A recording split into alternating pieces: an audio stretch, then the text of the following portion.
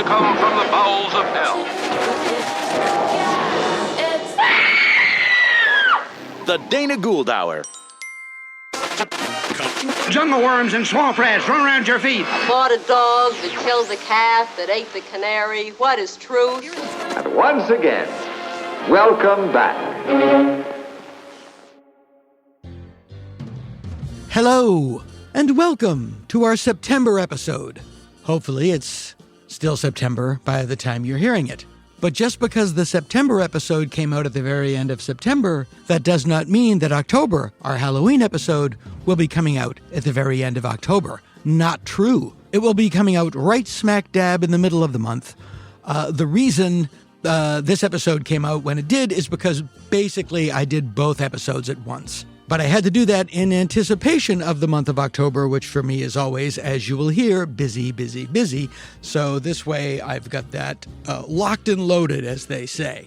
But this show, Matt Braunger is here. Matt Braunger is a hilarious comedian. He's a good pal of mine. He's a friend of the show. Matt has a brand new podcast out called Tank Top Talks. And it's exactly what it sounds like. People in tank tops talking about people, talking about tank tops. People in tank tops talking about other people in tank tops. And it's tip-top. Tank Top Talks is a tip-top pod. You get it. Tank Top Talks. And also, Paul Myers is here.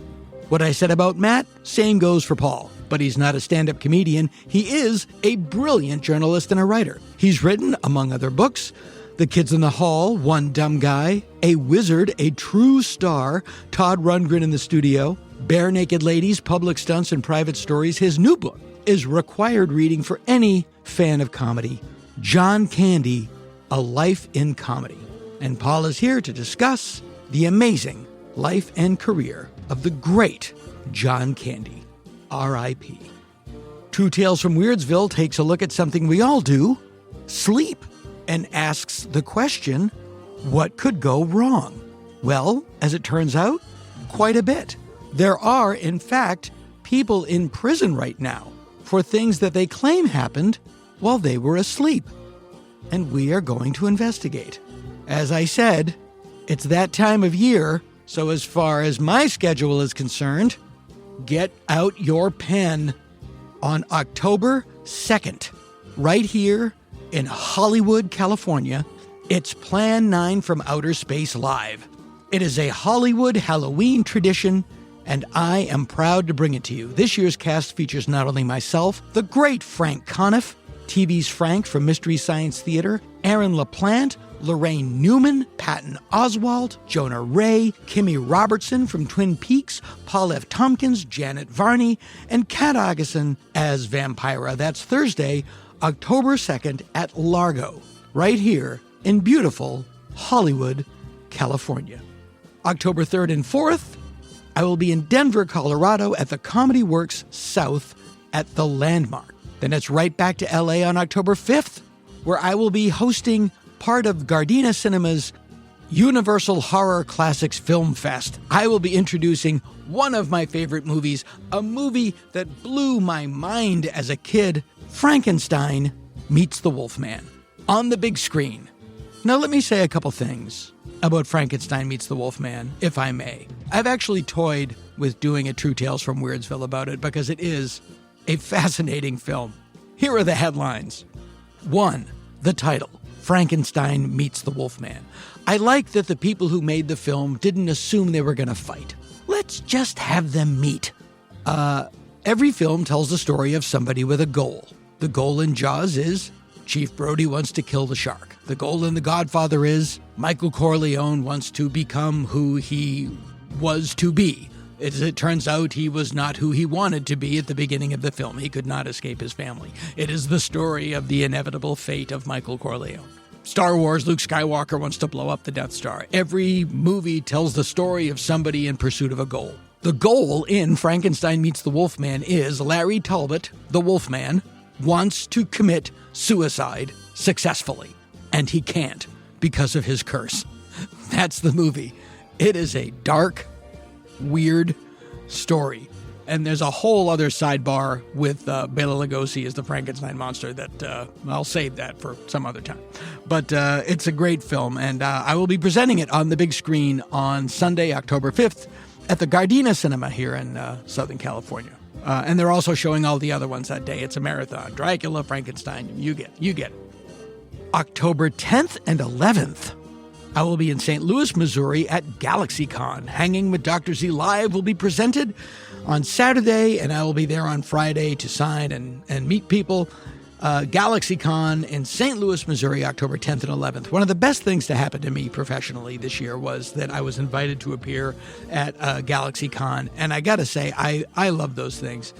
I've made a ton of new friends doing them. The people who run them are great. The people that I do the shows with are great. The people that come to the shows are really, really great. That's on the 10th and 11th in St. Louis. And I have friends in St. Louis.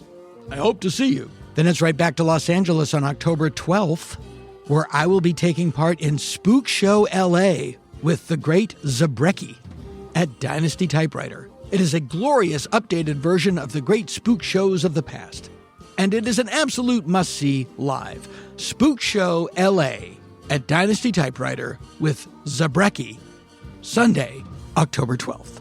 October 24th and 25th, I will be at the Commonwealth Sanctuary Comedy Club in Dayton, Kentucky. And on November 8th, for one night only, I will be at the Comedy Studio in Boston, Massachusetts. One night only, November 8th. Me and my amazing talking mouth. For details and links to all of these and more, please go to the live appearance page of danagould.com. Lastly, thank Christ, this program is brought to you by you. You may hear a couple of spot ads here and there, but the show has always relied on its listeners for support, and we never fail to appreciate it. The show's Patreon is what pays the people who bring you the show. No one's making a profit, but everybody's getting paid. That's my business model, regrettably. So if you do like the show, please consider being a Dana Gould Hour Sky Cadet. Go to danagould.com and sign up for our Patreon. It's $5 a month, and you get some extra stuff. We don't have graduated levels.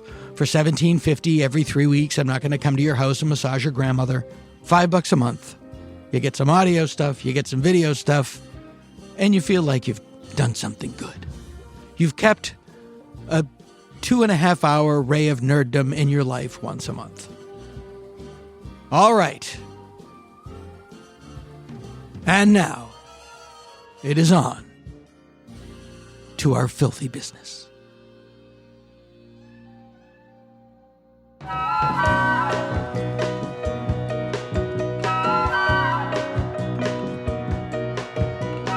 Tune in, it's a gas. It's the Dana Gould Hour podcast. The Dana Gould Hour. Free and worth it.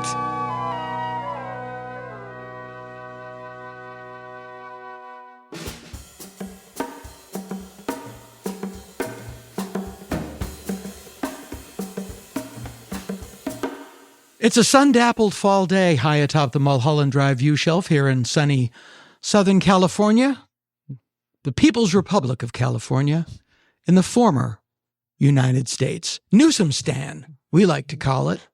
I can tell it's fall. The ice raids are now wearing orange and brown. I'll cut that.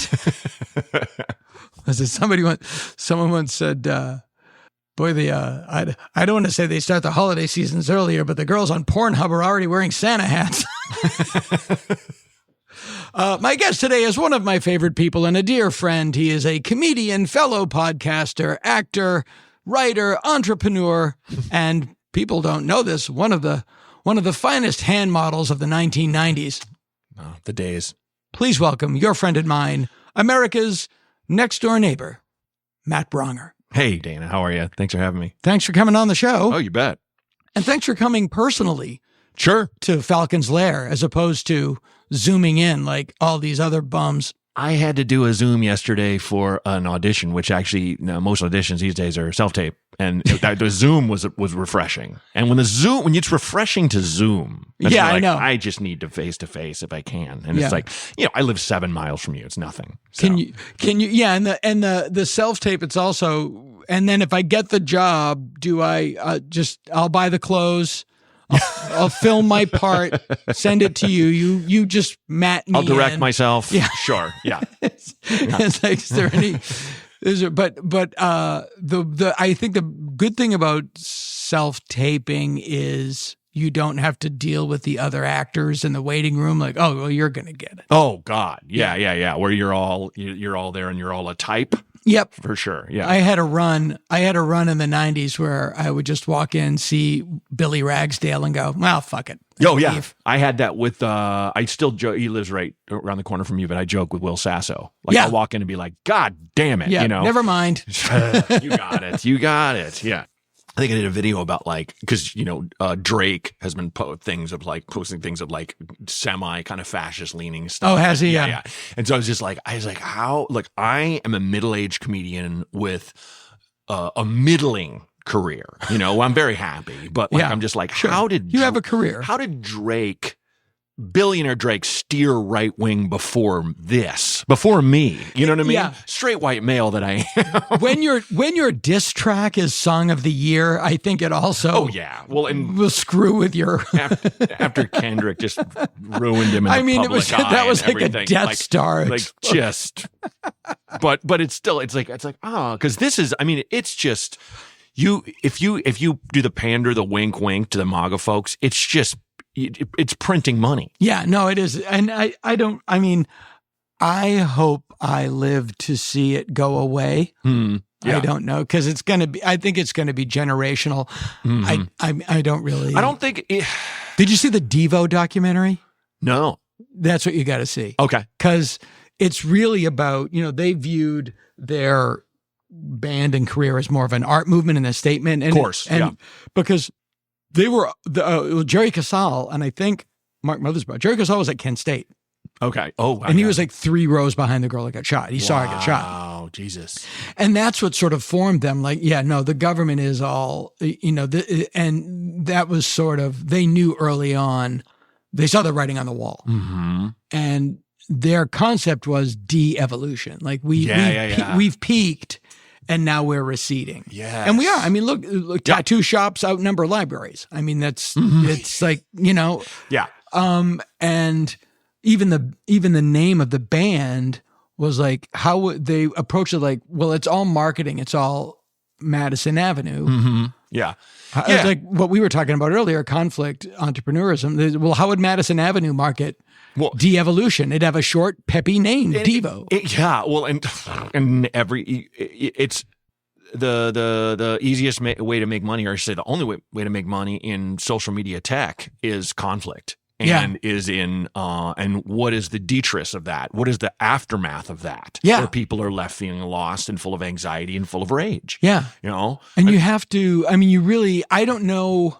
It's one of those things like I don't see maybe the only result is like a different technology that doesn't apply as well. Like there's a new technology that allows you to pay for things by looking at it. Right. And that's what they go to. Mm-hmm. Cause if you notice, like, the technology is all about how do we get more money out of you? Yeah. And quicker. Mm. Like they haven't solved anything about carbon emissions, but now all you have to do is tap your credit card. Sure. It takes too long to run it. Yeah, exactly. Pretty soon it'll be wrist scanning or Blink Pay. I have Blink Pay. Yeah. Well, it's just turning away from blind consumerism and chasing the algo. I think. Yeah. Like, I'll give you a kind of microcosmic moment where I live in a cul-de-sac and I know everybody in the cul-de-sac and we all have each other's numbers and we all check in with each other and stuff. And so my daughter and this sounds like you're getting ready to tell me you're a swinger. We all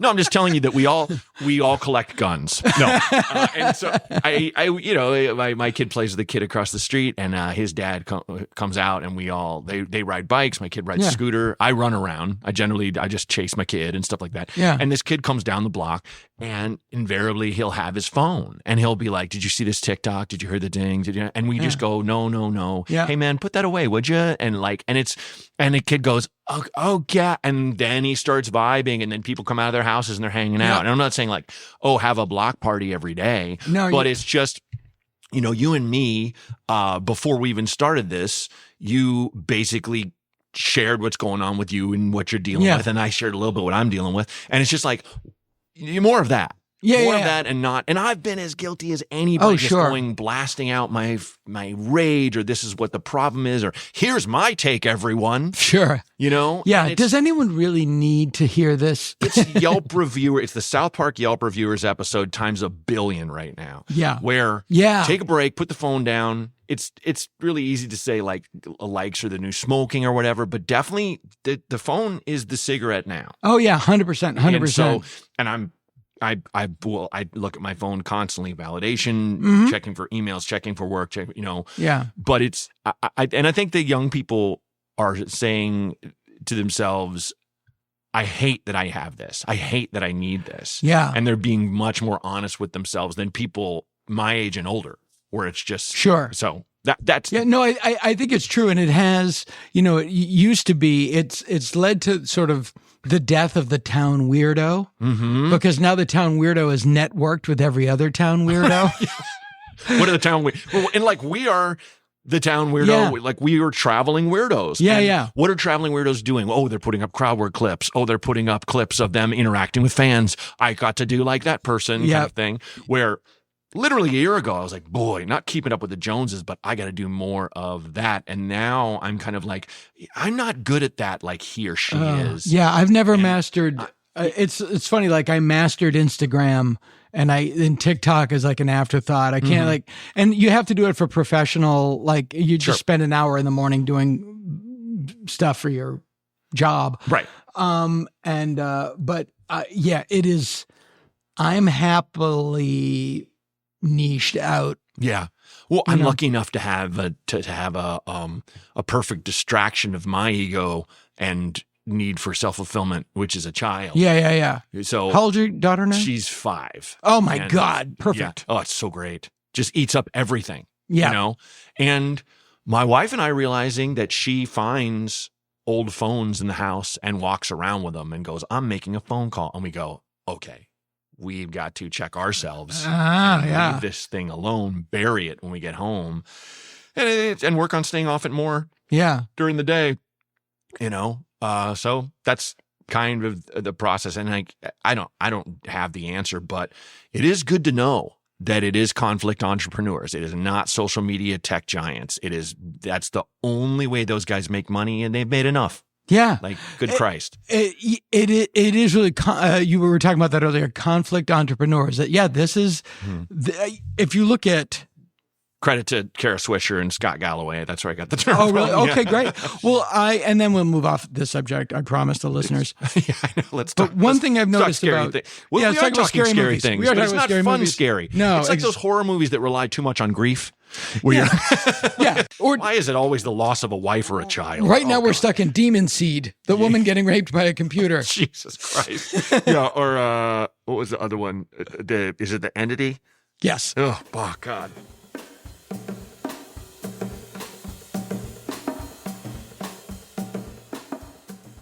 I noticed this on Threads because it's Meta, which is like Threads has changed from a Twitter clone to now your feed is full of the people you follow arguing with a third party. Yes. Yeah. So you can jump in on that argument. Yeah. And it's an argument machine. Yeah, exactly. Yeah. And half the time you're arguing to a piece of software. It's freedom-loving mom isn't a real person. It's so obvious. It's so obvious. It just makes me laugh. It's so naked and obvious. The vax-hating freedom patriot eagle man. It's the person at the free Scientology movie who a friend of mine did this in New York. He was wandering around and was drunk or something. And there was a free Scientology movie. And he's like, I'll go. And went in and sat there. And he's empty theater. And then midway through this 10-minute thing, the guy comes and sits near him. And then the lights came up and the guy went, makes a lot of sense, right? You're kidding. It's as obvious as that. It's as obvious as Makes that. a lot of sense. I don't know, man. No, it's crazy. It seems like They used to come up to you because the Scientology Center is right across the street from UCB and the restaurant Birds, which is a chicken restaurant and a bar. Yep. And we used to sit at Birds and they would come up to you and ask you a free personality test. Would you like to take a personality test? And, we knew them. We knew who they were pretty quickly. And they would ask like, the key would be unlearning. Unlearning bad habits. Yeah. And then we would go, you know what I need? Really? A cult. I need like a mind control cult. And they would just get up and move. Like anything Done. is a waste of time. Yeah. I had that experience with young Christians on the road, and I was just at a coffee shop, and they kind of just swarmed, and they're just like hanging out and having fun. And this 20-nothing-year-old woman comes up to me and is just like, so what are you up to? What are you doing today? And I'm like, I'm just having a coffee and writing this. Really? And you could tell she's looking for the in. Yeah. And I was like, at first I was annoyed. Then I was like, oh God, I'm every woman I hit on in my 20s. I'm getting that same vibe. And it's of course a little bit more noble than what I was going for. But it was, we're still looking to score. Am I right, lady? But it was a very funny realization to have that, where it was just like, oh, you have no game. You can't, but. I was in Tempe, Arizona at the Improv. It was like 2 years ago. And I'm in the Starbucks, and these, it's Tempe, Arizona, and perfect segue. Everyone's in a tank top. There we go. All the girls are dressed in volleyball shorts and tank. You're on the surface of the sun. Yeah, it's so hot. Exactly, and everybody's everyone's 20 and beautiful, and I'm at the point now where just like I'm loving I'm invisible to these people. It's great. God bless you. God bless you. Sure. Keep going. So these two like central casting hot college chicks are talking to this guy near the table. And I'm like, in my fantasy, like, is this guy, is he working both these girls? Why did I miss everything? Yeah. And I'm listening and it was like, oh no, it's a Bible study group. Yeah. Yeah. Like, I was so wrong. I was perfectly wrong. And here's the thing. I used to be like, people that are extremely religious like that, they kind of drive me crazy. I had a little bit of a turn recently where I was lucky enough to be in this movie that was shooting in Mobile, Alabama. Mm-hmm. Mobile, Alabama, by the way, I fell in love with. Really? Very aware of its past, very multicultural. Yeah. A lot of gay flags. Good for you. Good. That's great. It's got a little bit of a fun chip on its shoulder because they had the first Mardi Gras in the 1800s, but way before New Orleans. Is that where's the Edmund Pettus Bridge? I don't know. Okay. But it's a I don't know if that's Gulf town. Sure. And I just really dug the people, and I liked the different flavor and stuff. But that said, there was a woman that I was working with, and she was just acidly talking to one of the extras about how she was working on getting demons out of her life, and and the demons and the things. And there was the time where I would overhear that and be like, "You batshit crazy lady." Mm-hmm. And now I'm just like, okay, that's what she's working on, and that's a belief. Yeah, to me, I always my demons are peanut butter. My demons are red meat and alcohol. Yeah, I mean, exactly. We all have demons. Yeah. And like Bob Marley said, you got to shake hands with the devil sometimes. You got to shake hands with the devil. But it's I'm just like, you don't have to. In my mind, the cynical part of me, you don't have to make that shit up. It's out there. We just talked about it. Meta. Yeah. Right there. The BlackRock, the company buying up all the real estate and keeping, shooting the populace of homeless people through the roof. Things like that. Right. But I'm just like, I've been working with her all day. She's a great person. Yeah. You know what I mean? And it's funny when Cool. you Live and let live. And when you go to these places, is what you said about Mobile, Alabama being really cool. And it leads to like a bigger thing. One of the reasons Mobile, Alabama is so cool is they're aware of their past. They know they've made mistakes. You know, they know they've fucked up spectacularly. Sure. And there's humility, and they move on. There was a great story about the guy that wrote the book that Saving Private Ryan was based on, the D-Day book. Yeah. With that historian, Stephen Ambrose, I think. Is that right? Yeah, I know it's Ambrose. Right, something Ambrose. Stitch Ambrose. But he wrote this multi-volume book about Nixon, and he's like, the reason the Vietnam War dragged on so much was that neither Johnson or Nixon wanted to be the, quote, first president to lose a war. Oh, yeah, of course. And he said, what's wrong with losing a war? Mm-hmm. Yeah, right. Yeah, if you realize it's a mistake and you realize you can't win, and you learn from your mistakes. But there you go. You've kind of got to the heart of the problem of everything right now is, to me, the sign, and I've been said, of what it is to be a man, to be an adult, is to be able to say I was wrong. Yes. And to build better from there. And to admit you're wrong. That's a fucking thing a lot of people cannot do right now. And culturally, in this country. And it's okay to fight hard and lose. Yes. You know? But it's another thing to go. You imagine those administrations going, shit, we just wanted to own the resources. And it was nothing about democracy. Yes, you know? of course. And without mentioning any names, sure. A lot of people. We already said Nixon. He's dead, Dana. Don't worry. It's all denying that we ever made a mistake. Yeah, on a colossal scale. Yes, that America is. We've done nothing wrong ever. I know. We've done nothing wrong ever. Yeah, and that's erasing all this stuff is just and that's why it's appealing, because it's easy. Sure, it's an 11-year-old's mentality about, it's like if you look at the country the way people look at their parents. Like, I don't think my parents are flawless, but I love them. Sure, I want them to do better. Yes, and it's burying that stuff will create more hate than love.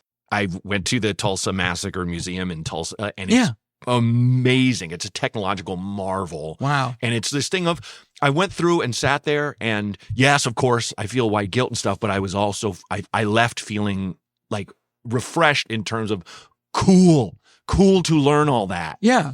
Heart-rendingly depressing, but I want more shit like that. Yeah. You know, it's like not every atrocity in every street corner, but it makes us all stronger to know this stuff. So anyway, go ahead. Say something fun. And I grew up, I had public education, but largely before Reagan. So it was actually an amazing education. Sure. Howard Zinn was your first teacher. Yeah. Stephen Ambrose was my history teacher. No, I had a great public education. And, you're taught this theory of, you don't question it, of American exceptionalism. Of course. That you really, and it's not until you're older. I remember when, that you have to step back, like when Obama got grief for not wearing a flag pin that one day. Yeah, in his tan suit. Yeah.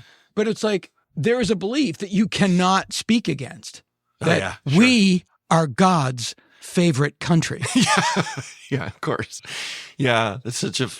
Yeah, and it's just like, if that's what you believe, I don't know where we even start talking.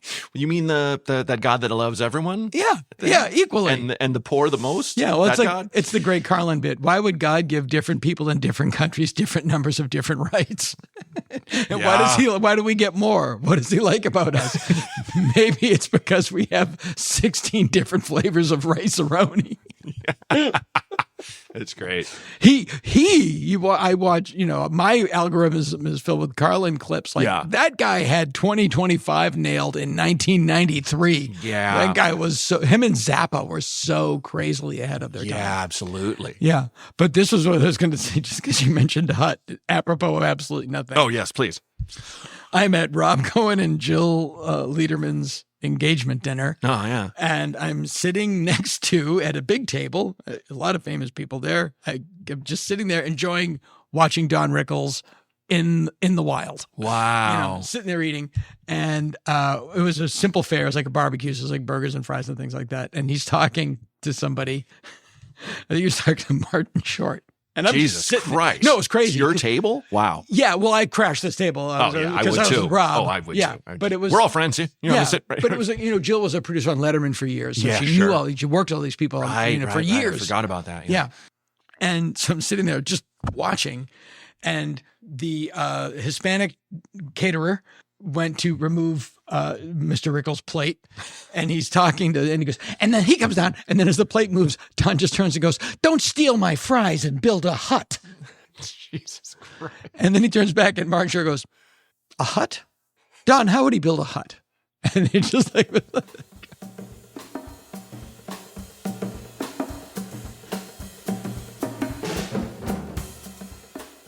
So you have a new podcast coming out called Tank Top Talks. It's the stupidest, best thing I've done. That in a title long is time. such a word burger. I'm astounded I did not come up with it. You nailed it. Tank Top Talks. Because we came up with Bukkake of Smiles. Bukkake of Smiles, our mini tour that happened twice. We got to bring that back. Bukkake of Smiles, everybody. What's the first word you bring to mind when you talk about your tour? Something horrific. Then something fun. No, it was just this stupid the idea. Depths of depravity and laughter. This is a dumb idea. I bounced off a friend of mine who I've worked with on and off with. He's a veteran, and he has booked me in for shows in Bend, Oregon, and he's a writer. And he's written a few films. And do I know this dude? I don't think you do. I don't know if I should even. He doesn't really like. Sure, be great. talked No, it doesn't about, matter. So, I would say his name, but anyway, I just said he's like you need a podcast, and I was like, you need to do another podcast, and I was like, I don't have any good ideas. He's like, give me your dumbest idea, and I was like, we both wear tank tops, and he's like, that's it. Next, what's next? They would go from there, and it's so funny because. So is it YouTube? Is it on YouTube? It's on YouTube. Yeah. It's on Spotify. It's on Apple Podcasts. It's on all that stuff. We have about 8 episodes out right now, and it's basically I wear a tank top from my collection. Now I'm having to buy new ones. I'm not even I don't usually wear them except if I'm on vacation. I'll throw it on and I'll be that guy. Especially being a dad. I love being a dad by the pool with a beer with my kid, swimming. Sure. Taking this tank top on and off, and then going in and out. With I've the tank top never on. in my life owned. That's why you have to come on, because people wear them and go, I feel so fucking stupid.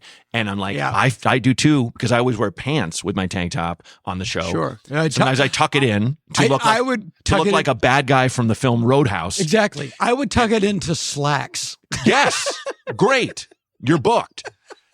I'm telling you, Dave Holmes came on and he wore his only tank top that he wore, semi-lit in Miami Beach, and it's neon yellow and it says, "Bitch, I'm gay." God damn it. Steph Tolev came on with a tank tee, technically a muscle shirt, but it says, "My other ride is your mom." Love it. Mav Viola came on, and Mav has like a fucking Olympian's body. Yeah. She's amazing. These amazing shoulders, tattoos. She had to get high to do it because it's just like, I hate this. I feel like I look terrible. And it's like, we feel so silly, the two of us. Yeah. It's almost like that's fantastic. Imagine Meet the Press and everyone had to wear clown suits. Yeah. You feel so the symbolism would be apt. overwhelming. But it's the thing of taking. It's not that we all need to be taken down a peg, but it's a fun exercise. Yeah, no, because everyone just starts just vomiting all this stuff they are embarrassed about. To what we were talking about. Yeah. Especially in comedy. There's the other interview on this podcast is Paul Myers. Oh yeah, who's got a book about John Candy coming out. Yeah. And we were talking about how that trailer for that movie, I like wept. Yes. I wept in Mobile, Alabama. I'm in a coffee shop like and everyone's like, "Oh, he got some bad news over there. Kill him." He's crying. That's a soft man. Can't afford him. We have that comedy used to be a vulnerable person with flaws. Sure. That was not afraid to make themselves look stupid. Yeah. And that's been eradicated. Yes and no. Even those MMA guys, and I know them all. I'm like, I know you fucking cry at Toy Story 3, motherfucker. Sure. Don't you try that shit, but it's just it's like people. But I get it. Yeah, the facade. The facade is like, you can't look stupid. Like, no, you have to look stupid. And I love that these young comics coming up, they don't have like they're being we're steering back toward being nakedly honest and looking dumb because they realize the only way out is through, and the only way through is embarrassment. Yeah. You have to fucking do the silly thing. Cringe. You need cringe. Yeah. Cringe is the currency. You know? Yes. It's like, Yeah. We all. How many times have you and I bombed? Yes. Yeah. In the early days. And it's so freeing. Yes, God. You yeah. know, there is it's, you know, I just spent a lot of time this year doing, if you listen to this podcast, I did a lot of all that David Lynch stuff. Yeah. And kudos, man. It was fucking great. I was, his house is for sale. We need to chip in. So many friends. It's only 50 million. So many friends might have sent that listing. Like, It's right over there. I mean, it's yeah, it's I know. 4-minute drive. Yeah. Jesus. But the point was, like, he said, like, after Fire Walk with Me, he was like, there's freedom in a spectacular failure. Yes.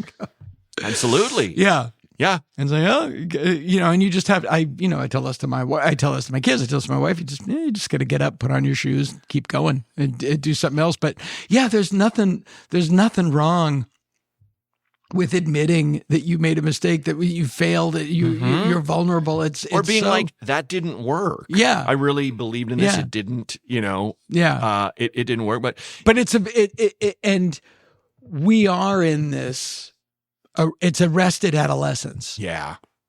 Yeah. It's like a 15-year-old kid is not going to admit, boy, I have a lot of flaws. No, and they have, but they'll find them out. Yeah. And yeah, I mean, yeah, it's arrested adolescence. For sure. I don't know how else to put it. So, Yeah.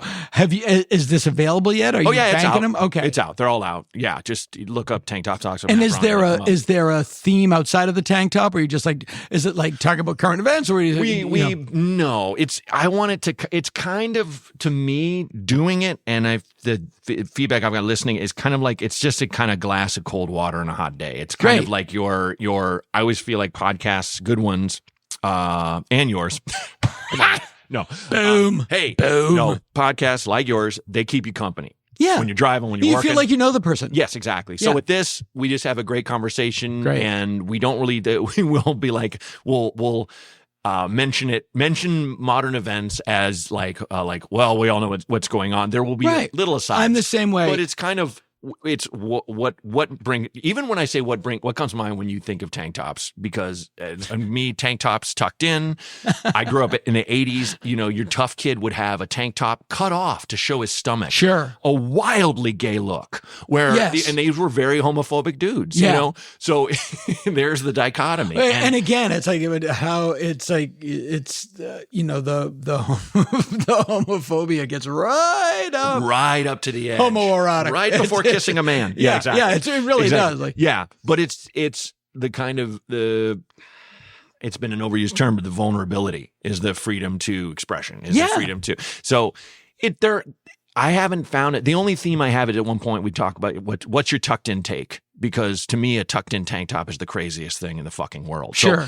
So what's a take you've got right now that's wild, and people go, here's what I think, and it could be, you know, controversial. It could be a feeling someone has. It could be a thing, but it amounts to the guys in that were in. I go back a lot to Roadhouse and Patrick Swayze, who danced in every role he ever had, even as a bouncer, and the guys that were just in that Roadhouse with tightest jeans on imaginable, with a tank top tucked in, and being like, "This is the look. This is what I'm wearing tonight." Well, that's your ticket to entry into the Double Deuce, right? It's so gay, but those guys supposedly were not. So it's anyway. Sure, no, it's a fascinating thing. It's amazing, and it's and we're talking about the Swayze. Oh yeah, the Swayze Roadhouse. Yeah, the new one, not the Gyllenhaal. I love Gyllenhaal, but that movie was not it. I love that stuff so much, but there is so much freedom. And I just watched Phantom of the Paradise. Oh yeah, which I hadn't seen in a long time. Yeah. And you know, you see Rocky Horror. Yeah, like everything. All of your problems can be solved. None of the discourse that we are inflicted upon today can be solved with a simple thing: mind your business. Oh, that is everything. Mind your business. Like I'm not going to. Freedom our thing is freedom, right? America, that's our thing. Freedom is stay the fuck out of each other's business. Yeah. Let someone be free. Yeah. I made, and this is 10 years ago, like terrible jokes. I can't even remember them. Sure. I'm sure they were today would be abysmal. And I got called out for it. Yeah. And I said, oh my God, you know what? You're right. I knew, but I didn't know. Yeah. And so I evolved from there. And then I say this now, I love seeing trans people in the wild because that means everyone's safe. Yeah. Because they are the most kicked around right now publicly. Yes. There are, other groups that have a little bit more weight on them societally and things, and we can get into that. No, they are. They're the low rung of the totem pole because they're such an easy target. Right. Such an easy target. And people don't like them because they have a problem within themselves, which is not their problem. Yeah, so it's like, anyway, that's like my little philosophy. I say, I love seeing them in the wild. Because it just means safe zone for everybody. We're all good. I have relatives that are just like, I don't like it. And it's just like, you know what? You don't have to like it. It doesn't affect you at all. You don't have to like it. You also don't need to monitor it and follow it and catalog it. Yeah. And it's just and mind your they business. hammer it. And of course, it comes down to women's sports. And sure, that's an issue we can talk about, but it is roughly 110,000th in terms of the shit we should be debating right now. Like, okay, that's an issue, but let's leave it to the localities and all that shit. Why don't you talk about why the minimum wage hasn't been raised in 40 years? Christ, the booming homeless population, people getting snatched up by masked guys cosplaying. That's my little, let me test this crowd out right now. A little line is, there's only one kind of trans people that I hate right now. ICE agents. You're not in the army. Why the fuck are you wearing that? You're not wearing a mask. You're not special forces. That's great. Stop it. You look like my fat uncle. You're not. What you a great didn't joke. go through. Boot camp would kill you. But like, that's the one. Superman didn't make it out of boot camp.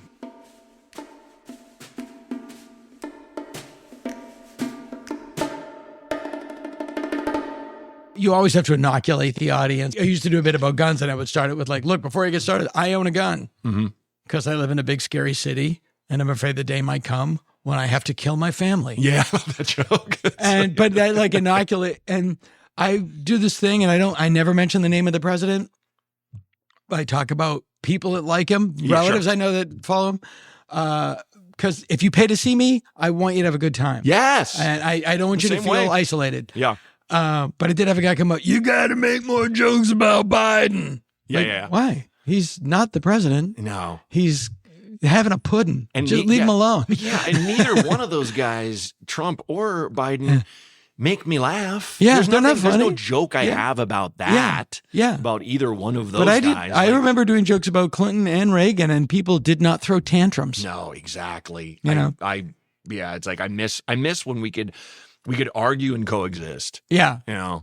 Anyway, you need to. But that's the whole thing. Just like mind your business. Mind your bit. Stay out of each other's business. Everyone should have to watch the Mr. Rogers documentary once a week. Yeah.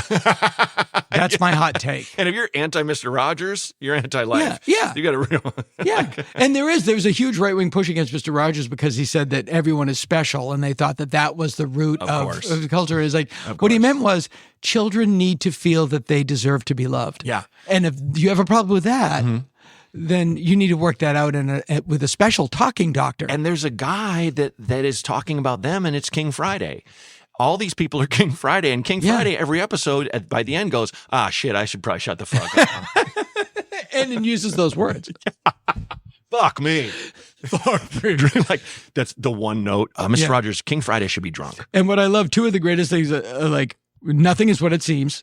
Yeah. One of the directors of Mr. Rogers, George Romero. I mean, his first directing job was Mr. Rogers Gets His Tonsils Out. That is wild. I never knew that. And the song Imagine was produced by Phil Spector. Oh my God. But that makes sense. When you listen to it, the wall of sound. Yeah. That's, oh my God. Yeah. It's one of those things. I'm fascinated, but not surprised by either of those facts. No, not surprised at all. But it's good to know, like, nothing's what you think. Nothing is what you think. No. It's all It's all gobbledygook. It's all gobbledygook. It's all gobbledygook. Just mind your business. Mind your business. It's fine. Yeah. There's a lot of stuff in the world you don't like that I don't like. Sure. Yeah. Yeah. Not my business. Yeah. But it's what you said. It's just like, well, there's a big business in that. Yes. Do you find, because we're talking about horror movies. Let's do it. Let's get to that. Do you find horror movies reflect their time? Yeah. Were there any movies this year where you go like, oh, this definitely came out of the current zeitgeist? I have one for sure. I'm not up on a lot of modern because horror, you have a 5-year-old. Exactly. We were talking about that, about like, your bit about you love when you're friends with without kids, say how busy they are. Yeah. Which is great. And I'm like, I'm always I was late for brunch. You seen this series? Is there still brunch? I binged it in an afternoon. Like you watched a whole series. Exactly. What the Yeah. Yeah, I've been trying to watch The Vast of Night for 4 years. I keep drifting. I'm really into Alien Earth, and I've been. Is it good? I really enjoy it. Good. I have to watch. A friend of mine is one of the writers. It's not perfect, but in terms of like a good horror action with a bit of commentary, I think that is of this time because it's. Are there xenomorphs in it? There are xenomorphs, but there's it's the year 2120 where the entire Earth is owned by corporations. We don't have countries; we have companies. Yeah. So we live in the Amazon region, or they live in this region. But it's also fiction. Well, that would never happen. There's a little fiction in the show as well. Yeah. I mean, if I flash back to the Chuck Palahniuk in Fight Club, where he's like, these planets will have names like the State Farm planet. Yeah. We discover these things. So it's like. Oh, and of course, the greatest thing about Fight Club, the term snowflake. Yeah. Written by a gay guy making fun of macho culture. Yep. And macho culture went, adopted it. We'll take it. Yeah. Oh, well. The Matrix. Yeah. Trans women wrote that movie, guys. They came up with the blue pill and red pill thing. Yeah. Sorry. Yeah, sorry for that narrative disruptor. Black people came up with all your favorite music. That's right. Sorry. Yeah. You stole woke from them too. Yeah. Yes, it's true. But yeah, it's I wish, see, I still haven't, I'm friends with Zach who wrote it and directed, still have not seen Weapons. The movie that I saw that made me think, oh, this is a product of its time. Okay. Like nobody's business is 28 Years Later. Oh, yeah. Yeah. I've heard that too. Yeah. I've heard that too. Yeah. For sure. You were, I was listening to the one of your episodes, your recent episode, and you were talking about the plastic surgery thing. Yeah. And I just was like hollering in my car, like, what a great script piece. Yeah. Yeah. It was so perfect. And also in Britain, there's a guy, I don't know his name, but he was a famous, like the Dick Clark of Britain, and he had long kind of white hair, but he was a weird looking famous pederast. Oh, yes, right. Now it's all come out. And yeah, he was like the guy who was kissing everybody. Yeah. He makes an appearance at an avatar of him basically makes an appearance at the very end of 28 Years Later.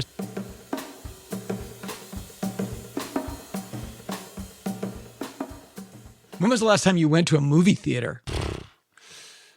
With her to see like Bad Guys 2. Okay. Yeah. I think what was the last one? I missed that. Yeah. Seeing every kid movie. Yeah. I missed that. Well, we're now in the time of constant IP. So I've seen like the live Lilo and Stitch. I've seen Moana 2. They're okay. Yeah. But, it won't beat the first time we all watched like The Nightmare Before Christmas together. Sure. A wholly original idea. Right. Sure. This is just me being kind of snobby. Sure. Like this. But the kids' movies of my childhood were very groundbreaking. Goonies, E.T. The Deer Hunter. The Deer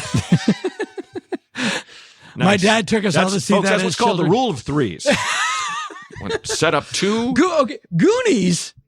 Goonies came out in 85.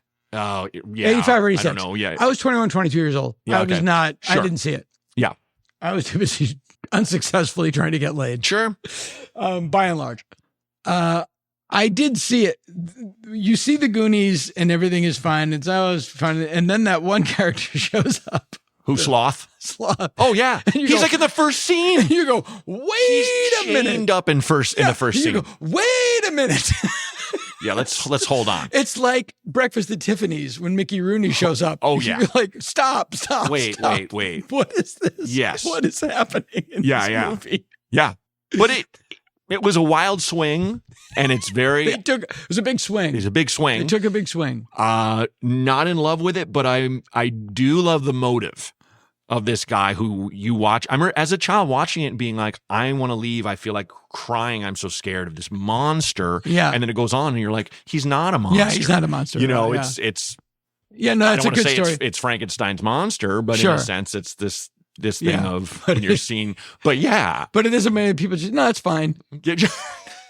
No, that's good. Yeah. No, make his eye droopier. Make his skin weirdly red and smoother. What? He looks like a boiled football. This doesn't make any sense. He looks like when you get like a big blister on a pizza. He does. He looks like, I don't know, make him look like a boil with a snaggletooth. Done. Did you see, so we'll run down. Have you seen Sinners? Yeah, Sinners I loved. See, I thought it was fine. Okay. Yeah. It's like there's not a thing wrong with it. Yeah, Sure. Sure. But and this is like me kind of personally, sort of the bloodbath mayhem. Sure. I get bored with quick. That's fair. Because it's like I've seen Dead Alive. Oh yeah. And you're not gonna. It's like this is just you're trying to do that and Dusk Till Dawn. Like, yeah. I get it. But I do the element of American history and the we talked about and the hive mind thing was a great idea. There was tons of great ideas in it.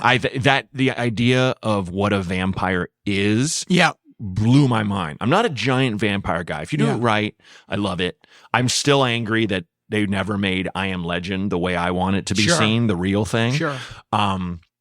This bullshit zombie shit, anyway. Yeah. But the needlessly CGI. it's just boring. It's boring. Put it in Manhattan. Put it in a small town, motherfucker. Put it in a neighborhood. I believe the book is set in Altadena or Gardena. I think it's set in Gardena. I think it's Gardena. Yeah. Yeah.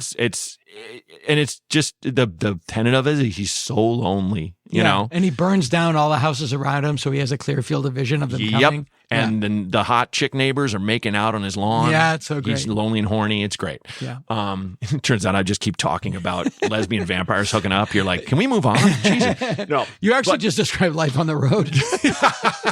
Yeah, right.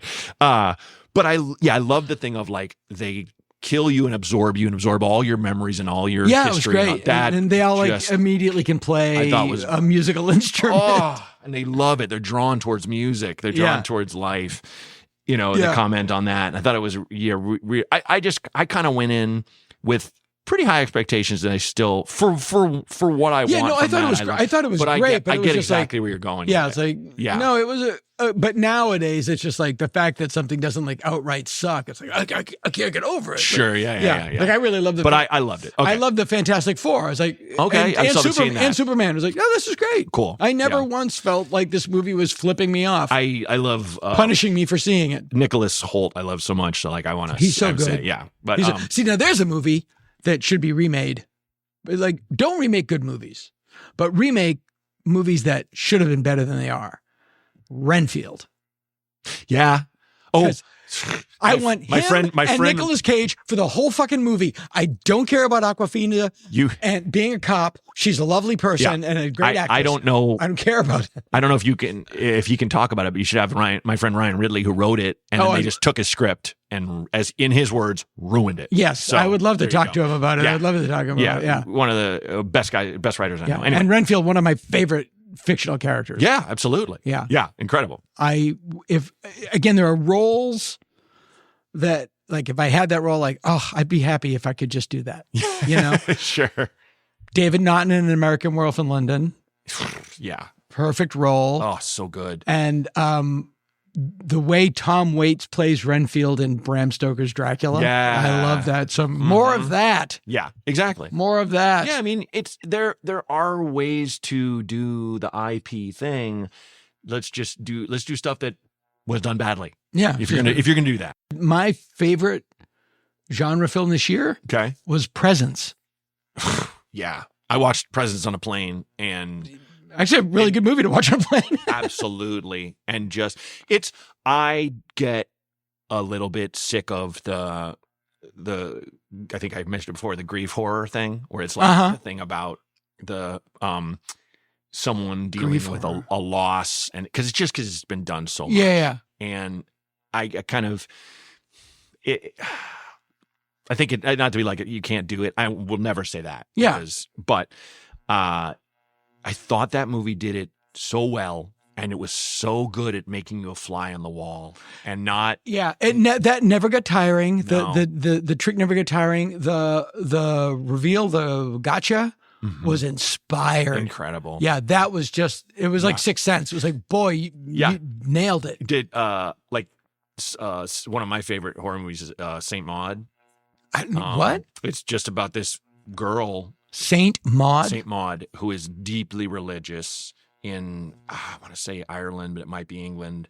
And she is always talking to what she thinks is God. And there is a moment in that movie that just gets you. It's just, you didn't see it coming. And it's like that part in Presence. It doesn't happen at the very end, but it happens in this moment where I was like, I remember just having that feeling of like, oh, fuck, I'm so glad I watched all of this movie to get to this moment kind of thing, where that's so hard to do, where there's just a big, but that's what Presence has. Presence has so much good stuff, but there is that moment where, oh, fuck.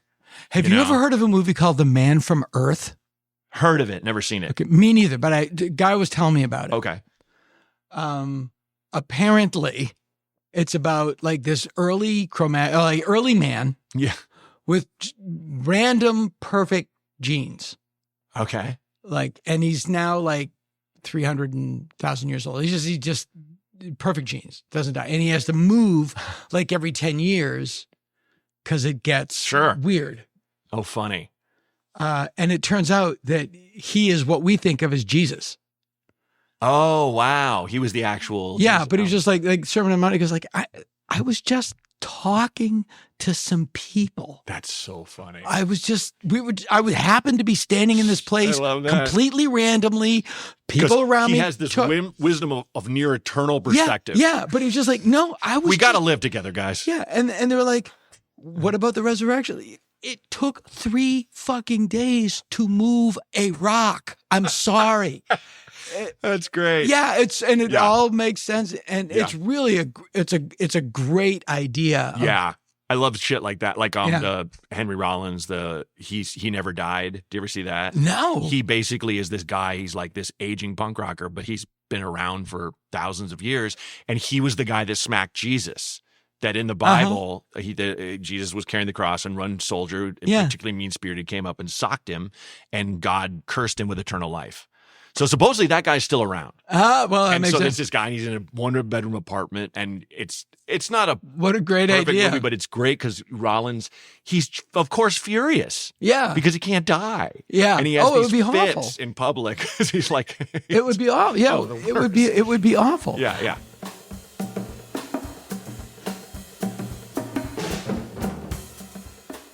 Here's a weird. So when my kids were little, their mom and I would take them to the Kealani in Maui. Oh, yeah. That was our hotel. Cool, yeah, sure. Always go to the Kealani. Mm-hmm. Usually in the summer or between Christmas and New Year's. Is that in Kihei? Yeah. Okay. Yeah.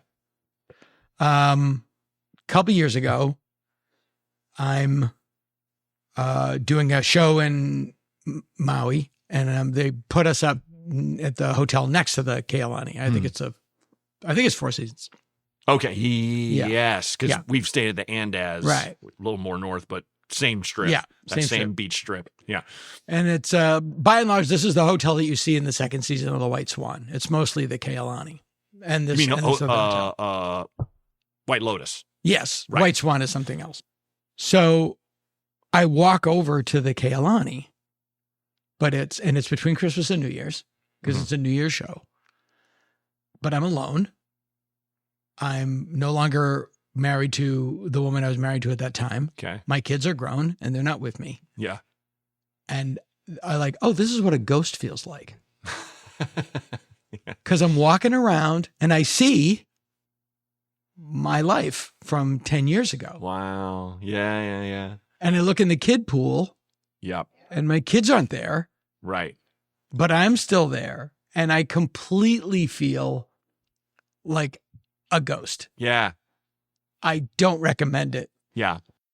Walking around this hotel, I Yeah. felt this awful. I felt awful. Yeah. Because all you feel is loss. Uh-huh. It's grief and loss. My kids aren't little anymore. Yeah. I'm not. I feel It's not that. 2007. And my kid is 5. Yeah. I'm looking at pictures of her when she was 3 and going, hey. Oh, Yeah. It's brutal. Someone said that to be a parent is to be in a state of constant grief. And Yes. just hearing that made me go, oh, yeah, cool. So I'm normal. I have so much Okay. video of the girls. Yeah. I cannot watch it. No, I know. I can't know. watch it. Yeah. They like looking at it. Sure. I can't watch it. It's fun.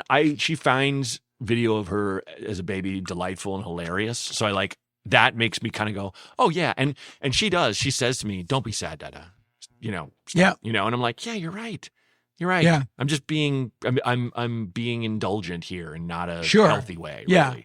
But it is. Yeah. It was really, really it was a really weird feeling. I went to the 100th anniversary of the Performing Arts the division of my high school. Mm-hmm. And I always had this thing in my head where I'm like, we were talking about narcissists before. Here's mine, where I was like, I'm probably in the top 20 most famous there. And I'm like, okay, it's Suzanne Summers. It's Beverly Cleary. It's Ndamukong Suh plays for the Lions. And Right. I'm in there.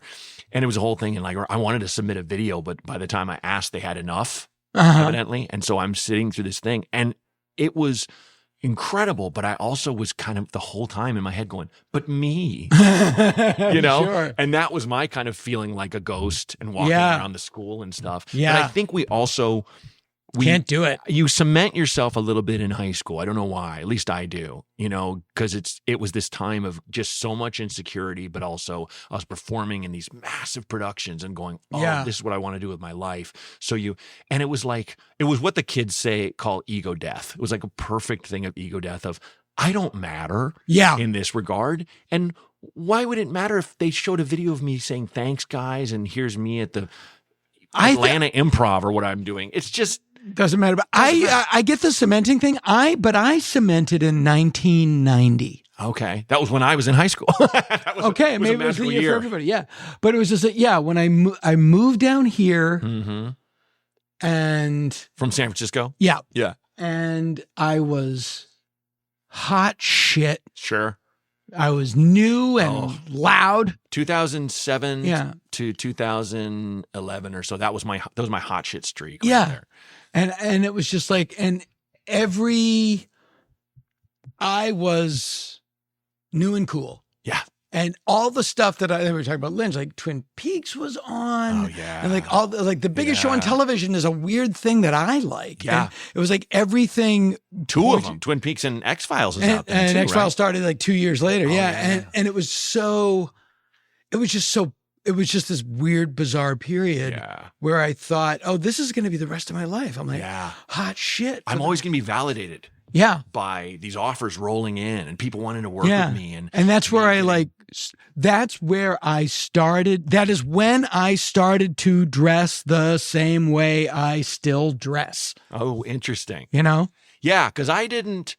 My personality and style has definitely evolved since then. Sure. I think just something smacked me there that I just never really recovered from. I mean, there have been other eras. My moving to LA was a huge one. Right. I do love the fact that I'm not really nostalgic about Chicago, but it's where I spent my 20s and it's where I became a comedian. Right. And it was just such a stupid era that it just did. But I think coming here and actually making a living at it and Sure. going, I'm going to be okay, Yeah. at least for now, and not have to wait tables, which I did for 10 years.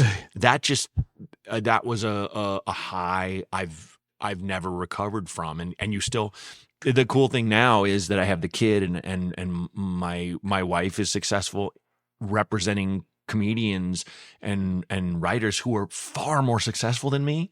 Yeah. And I don't have any jealousy about that. Yeah, no, that once you have a kid, I mean, for me, as I've said many a times, the first thing I thought when I had a kid was, thank God. Yeah. It's not about me anymore. Oh, absolutely. And I watched my wife sit 4th row up in the aisle at the Emmys, most recently Emmys, sitting next to Rob Delaney, who she reps, Right. who's in Everything, now. yeah. And, you know, but I was just so proud of both of them. Yeah. Whereas if we were just the old us dating, I'd be at home drunk and furious. I know I would be. Yeah. And I would tell myself I wasn't drunk. You know what I mean? Yeah, I'd be yeah. sitting there on my 9th beer and just being like, ugh. You know what I mean? This fucking business. Remember, I was a nice guy, but fuck this. You know, and I would probably be kind of shitty to her when she come home. Sure, yeah. So it's like, I got a lot to work on. I'm in therapy and stuff, and I definitely have an anger problem and all that, la. But yeah. it's totally, nice to just have, I kind of feel like people don't change, but they do get better or worse. Yeah. Well put. You know? They either calcify or they break down and grow. Yeah. I always, and getting back to the Henry Rollins, Eternal Life would be horrible. Worst curse. Got to be the worst curse. Yeah. I mean, I had a friend who we both were into the Anne Rice novels. Yeah. And I love that in the Garden District where she grew up in New Orleans, there's this, I think it's steel, but there's no writing on it. It's a tomb and nobody knows whose it is. And it's been around, no one knows how long. Uh-huh. And she grew up near it and she would just go to it and be like, the fuck is in there? And that's where she got the idea from. I didn't know that. Yeah. Oh, I didn't know yeah, that. And so, but my friend just would just tossed off. I would take it. I would take the dark gift. I'm like, what the? You haven't thought about this, Brian. The first word is dark. I would take the dark gift. You wouldn't, you know. Anyway, That's okay. So, I mean, I've never even heard of any of these movies. oh, let's go. I haven't seen The Shrouds.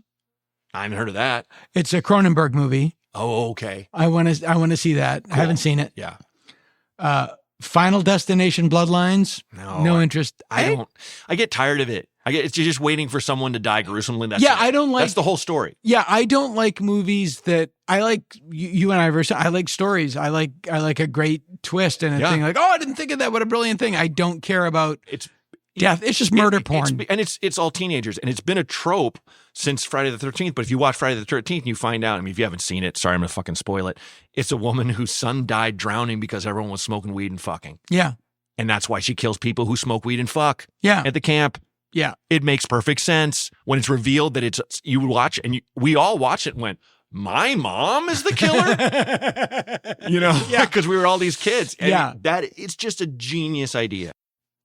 So if I want to get my fill of tank top talks, Mhm. where do I go? Right now, just Google it because I have it on. It's it's based on Acast, but it's available on any streamer you can think of, Okay. even ones based Do internationally. you prefer people see the video version or the audio version? I prefer people enjoy it however they want to enjoy it. Yeah. I mean, I put it on YouTube because I think if People go to YouTube gun a to my lot. head, if I have to decide, I would say listen. Yeah. Because I put it on YouTube because I know people listen to it. But I like the audio experience. Me too. I don't generally like watching, but people Yeah. do. And so that's why I put it on there. And my engineer, Max, an editor, he does all that stuff and he puts it on that. So it's like, it's on YouTube. It's on my YouTube page. Great. As I speak, I don't think I have a link on my website for it, which needs to be remedied. But at the same time, I don't think people visit websites.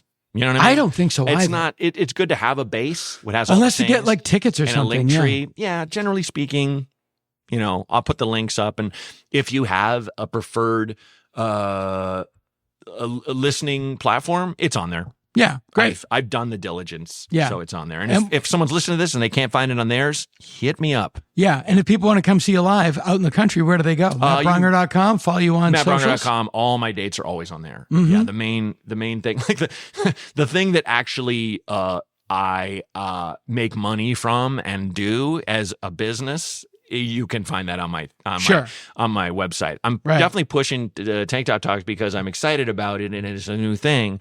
But it is right now a labor of love. I'm throwing money in a hole. Oh, sure. You know what I mean? I don't have. I have a Patreon. I don't have any paid subscribers, and that's fine. I'm building towards You that. just started. But yeah, exactly. But I used to pay people to do all my social media. Now I do it, and I take that money and I put it in the podcast because it's a thing. Yeah, I'm the same way. Anyway, Same exact thing. That's my pivot. Yeah, that was a luxury that I was like, well. Yeah. Yeah. Yeah. And I would like to start making money to the level that I can justify it again. Sure. But I have a daughter, it's it's not just me in the house. It's not just me. MattBraunger.com, MattBraunger. Correct. Yes. And then my socials generally are at Braunger. So just like as in Matt Braunger. Oh, very good. Except on TikTok, which I think is like real Matt Braunger or something silly. Yeah. Because my name was somehow already taken. But like Matt underscore you'll Braun find me. XX215. Clownpenis.fart. Yeah. Clownpenis.fart. You know that sketch? I Saturday do. Night Live? That's what it is. Like so and so Nationwide Insurance or something like that. It's like we waited a little long to get a domain. So for life insurance needs, clownpenis.fart. It's also for funeral expenses, clownpenis.fart. Because my kids, all their emails addresses just like their name at Gmail. Yeah. But the people that first got email addresses, oh yeah, like all our original emails were like, I'm still Captain Fart at Earthlink. Yeah. Shithead Magoo. Yes. Matt Braunger, ladies and gentlemen. Dude, thanks for having me on. Always Thank great. you. I'm going to put this right up. All right.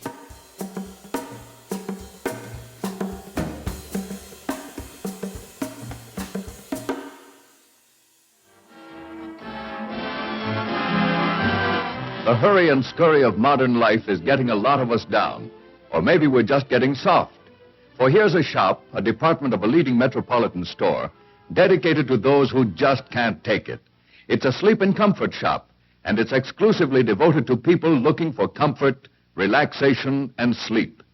This happy couple, for instance, have a real problem because the wife sinks out of sight on a soft mattress, and hubby there floats like a cork on any other kind. Well, here's the sleep shop's answer. A mattress with one side soft and the other side hard. And appropriately enough, it's called the Jack Sprat mattress. Here's another victim of the modern age. This chap's a confirmed pillow puncher. Worn to a frazzle by the day's problems, he battles it out with the pillow all night long. He's been fighting his pillow for years, and so far he's lost every round. What he needs is the new cutaway pillow, which curves around the neck and positively will not bunch around the shoulders. One trial with the cutaway type, and he's finished with pillow pummeling forever. The Sleep Shop offers all these devices for one purpose, to make you more comfortable and relaxed, so it will be easier to sleep. Well, that takes care of our nightlife. Safe and restful sleep, sleep, sleep. They're true tales from Weirdsville, tales from Weirdsville, and they're true. Can your heart stand the shocking facts? We all do it. At the end of the day, we all lie down and go to sleep. The average person spends 26 years of their life in an unconscious state. 26 years. Sleep has been with us since we crawled out of the primordial pond. And while some animals don't sleep in the way that we do normally, flies, ants, cockroaches, even they enter a period of psychological dormancy. Dolphins are mammals, but they would die if they slept the way other mammals do, because they need to be alert to monitor their respiration. So over the eons, they have evolved to where they sleep one brain hemisphere at a time. But one thing is true. For as long as human beings have been sleeping, they have been having problems sleeping. And although it's essential to a person's physical and mental health, sleep today is grossly undervalued. Overscheduling, too much coffee, smartphones, and a billion other aspects of modern life all work together to deprive us of sleep. The most common sleep disorders are insomnia, when either you can't fall asleep or you fall asleep and then wake up right after and you can't get back to sleep, and obstructive sleep apnea, which is an obstruction of the airway. You can't breathe. People with obstructive sleep apnea can wake up literally hundreds of times a night. And this prevents the body from reaching a state of deep sleep. That's why people with sleep apnea often wake up feeling exhausted and unrested, even though they think they've slept through the night. So those are the big two problems, but there are almost 100 other sleep disorders. And many of those fall under the category of parasomnias, which are separate from other sleep disorders in that they feature, among their symptoms, abnormal behavior. This brings us to the case of Mel Abel. As reported in the New York Times Magazine, Mel Abel was a tall, quiet, somewhat droll individual. And then one night, at 4:24 a.m., he started talking in his sleep. Quite aggressively, in fact, as recorded. "Quit using the goddamn bowl for banging like that. Quit it now. Get the hell out of here. Go on. That's about 4 times this morning, I told you. I don't know if you're that deaf or that dumb or which. Goddamn continuously. What the hell are you looking for, a walleye?" One night, Mel had a dream that he was struggling with a deer, trying to break its neck. He was woken up by his wife, who was screaming, "Mel, what in the world are you trying to do?" He woke up to find that he had one hand on the top of his wife's head and the other hand on her chin, and he was desperately trying to twist her head off. To understand parasomnias, we have to understand the phases of sleep. There are 2, rapid eye movement and then non-rapid eye movement. Non-rapid eye movement is the one that comes first. Step 1, you transition from wakefulness to sleep. You're drowsy, you're fading in and out. Stage 2, deeper sleep, your breathing slows down, your heart rate slows down. Step 3 is deep sleep, and this is what recharges your body. Minimal brain activity and muscle relaxation. The second stage is called rapid eye movement sleep, or REM, not the band. This is sleep which is characterized by, guess what? Rapid eye movement, increased brain activity, vivid dreaming.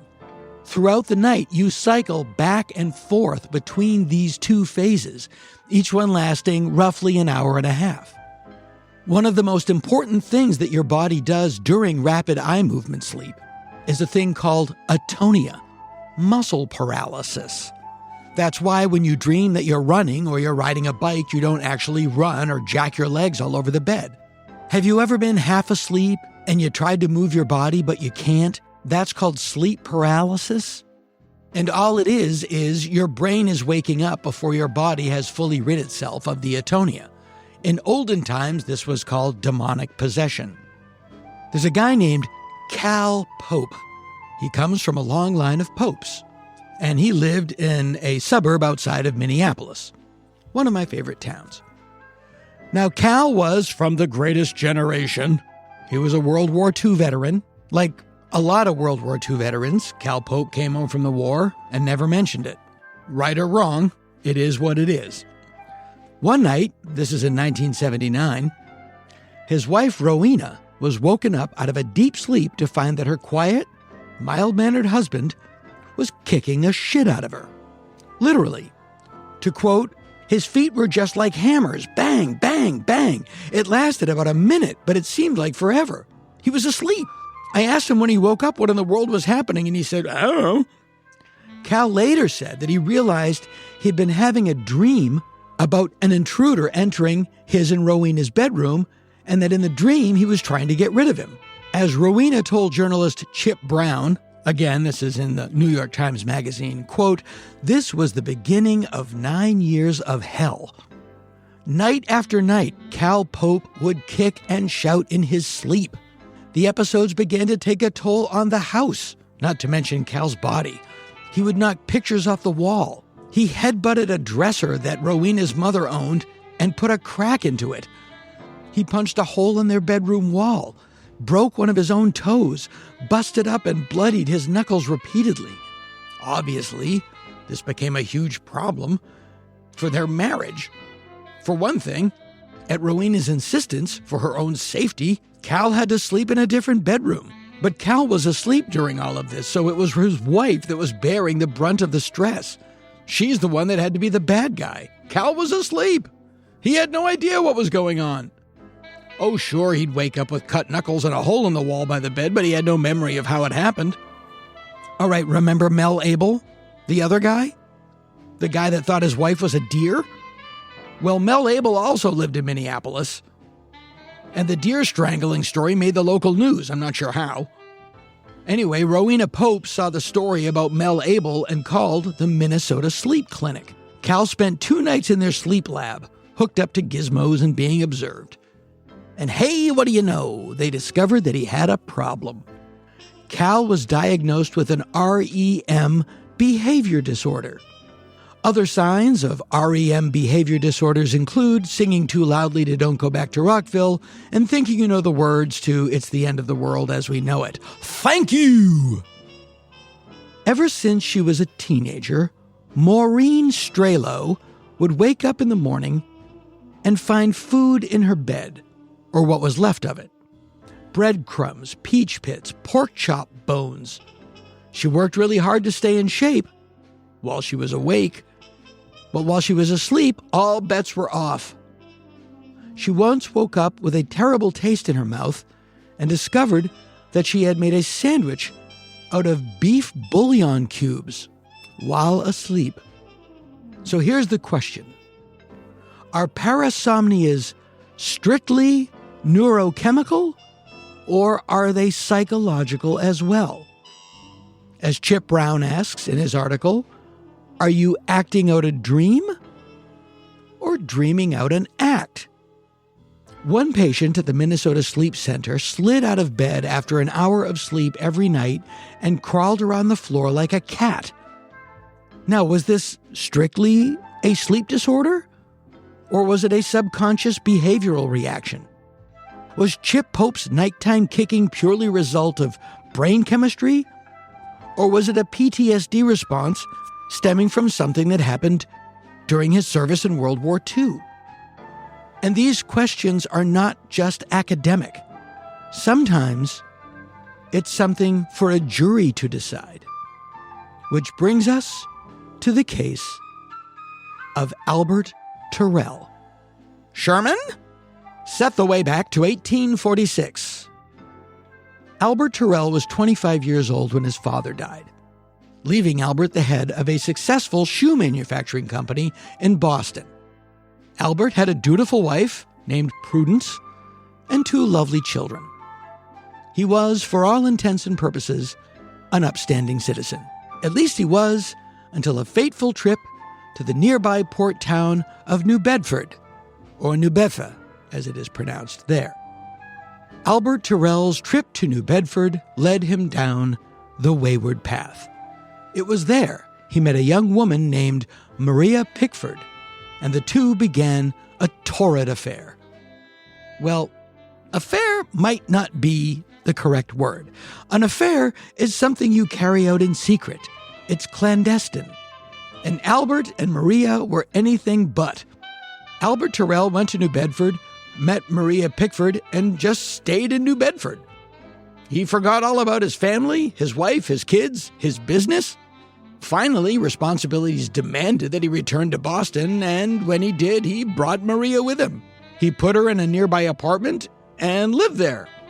Now, this would be brazen and outlandish, even by today's standards, inasmuch as he never really talked about it with his wife or anybody else. He just up and did it. One day, Albert's brother-in-law, Nathaniel Bailey, paid Albert a visit in his and Maria's apartment and begged him to please come to his goddamn senses. Albert, you have a family to support, a business to run. Albert agreed with everything his brother-in-law said, but he didn't do anything about it. He could not quit Maria Pickford, which is not to say that they were the perfect couple. They fought constantly and violently. The thing is, they made up just as, let's say they both shared an untethered exuberance for life. So much so that in September of 1845, Albert and Maria were kicked out of their apartment by the owners of the building. They just enjoyed life too much. Imagine if Keith Moon as a guy met Keith Moon as a girl and they carried on Keith Moonly. By now, Prudence had it, understandably, and had Albert arrested for adultery, which you could do in those days. He reached a plea deal. He was a man of means. He paid a fine and promised not to commit any further crimes for 6 months. And most importantly, vowed to stay away from Maria Pickford, which he did for an entire day. An entire day he spent pissing and moaning about not being with Maria Pickford. The following month, in October of 1845, the apartment where Albert and Maria were now staying was set on fire. And when the fire brigade arrived, they found Maria Pickford dead on her bed with her throat slit. Albert Terrell was nowhere to be found. His brother-in-law, Nathaniel Bailey, did report seeing him earlier that day and said that he seemed, quote, out of sorts. A man who ran a nearby livery stable told the police that he saw Albert Terrell and spoke with him, and that Terrell seemed to be drunk at the time. Unbeknownst to everyone, Albert was by now on board a ship and had gotten the hell out of Boston.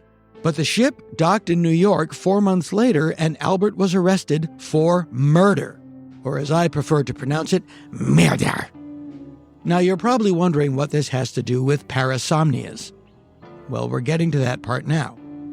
Rufus Choate began investigating Albert Terrell, and soon wondered if, during the time of the murder and the subsequent fire, arson, was Albert Terrell in charge of his faculties? Was he even awake? Albert Terrell, it was learned, had a history of sleepwalking. And this was aggressive sleepwalking. He did stuff that was a lot more complicated than just getting out of bed, walking into the living room, and lying down on the couch. Once, when Terrell was a boy, he got up out of bed, opened his window, and climbed out onto the roof, where he stood on the ledge and seemingly contemplated jumping. His father managed to get him back inside, but when he was asked about it the following morning, Albert Terrell had no memory of it whatsoever. His nocturnal roamings got so bad, his parents had to lock him into his room at night. Once, when he was 16, he got up, harnessed a horse, and rode it to his uncle's house, all in his pajamas, unconscious, with no memory the next morning of how he got to where he was, or why he was even there. Even Prudence, his jilted wife, testified that one night, while Albert was dead asleep, he tried to choke her. Rufus Choate implored the jury, if Albert Terrell killed Maria Pickford in his sleep, he could not be held responsible for the crime, because he quite literally did not know what he was doing. And the jury agreed. Albert Terrell walked out of court a free man. Flash forward to 1997. Greg Coons is in bed sleeping. He is woken up by the sound of screaming. He looks out his window and sees the body of his neighbor, Yarmia Falater, floating face down in her swimming pool, surrounded by a dark cloud of blood. He calls the police. They show up. Yarmia Falater had been stabbed 44 times with a hunting knife. Inside the house, the police found her husband, Scott Falater, in his pajamas, covered in blood, wandering around the house in bleary-eyed confusion. According to the police, he didn't have any idea why they were there. He didn't know where his wife was, or why he was covered in blood. His defense? Thanks to the precedent set by Rufus Choate in 1848, sleepwalking, or as it was now known, in fancy court cases, non-insane automism. Scott Falater also had a history of childhood sleepwalking. Clinical studies have shown us that sleepwalking can be triggered by a number of different things. Stress, too much caffeine, too much alcohol, a lack of sleep. And Scott Falater qualified. He was under a ton of stress at work because a major project that he was in charge of was not coming together. He wasn't sleeping enough. He was taking caffeine pills to stay alert. This was a perfect storm. That was the defense's case. The prosecution argued that yes, while it is easily proven that Scott Falater had a history of sleepwalking, they could not prove that he was sleepwalking that night. In fact, his actions seemed far too complex for someone sleepwalking. He hushed his barking dog. He put a Band-Aid on a cut and then went into the garage, put on gloves, and used them to drag his wife's body into the swimming pool. He then changed out of his bloody clothes, put on his pajamas, and went back to bed. This activity took nearly an hour. Most sleepwalking episodes last only a fraction of that time. He was only woken up when the police arrived. Scott's trial lasted a month. The jury deliberated for 1 day. The verdict? Guilty. 2 men. 2 nearly identical crimes. 2 nearly identical defenses. 1 walks free. 1 sits in prison as we speak. Well, good night.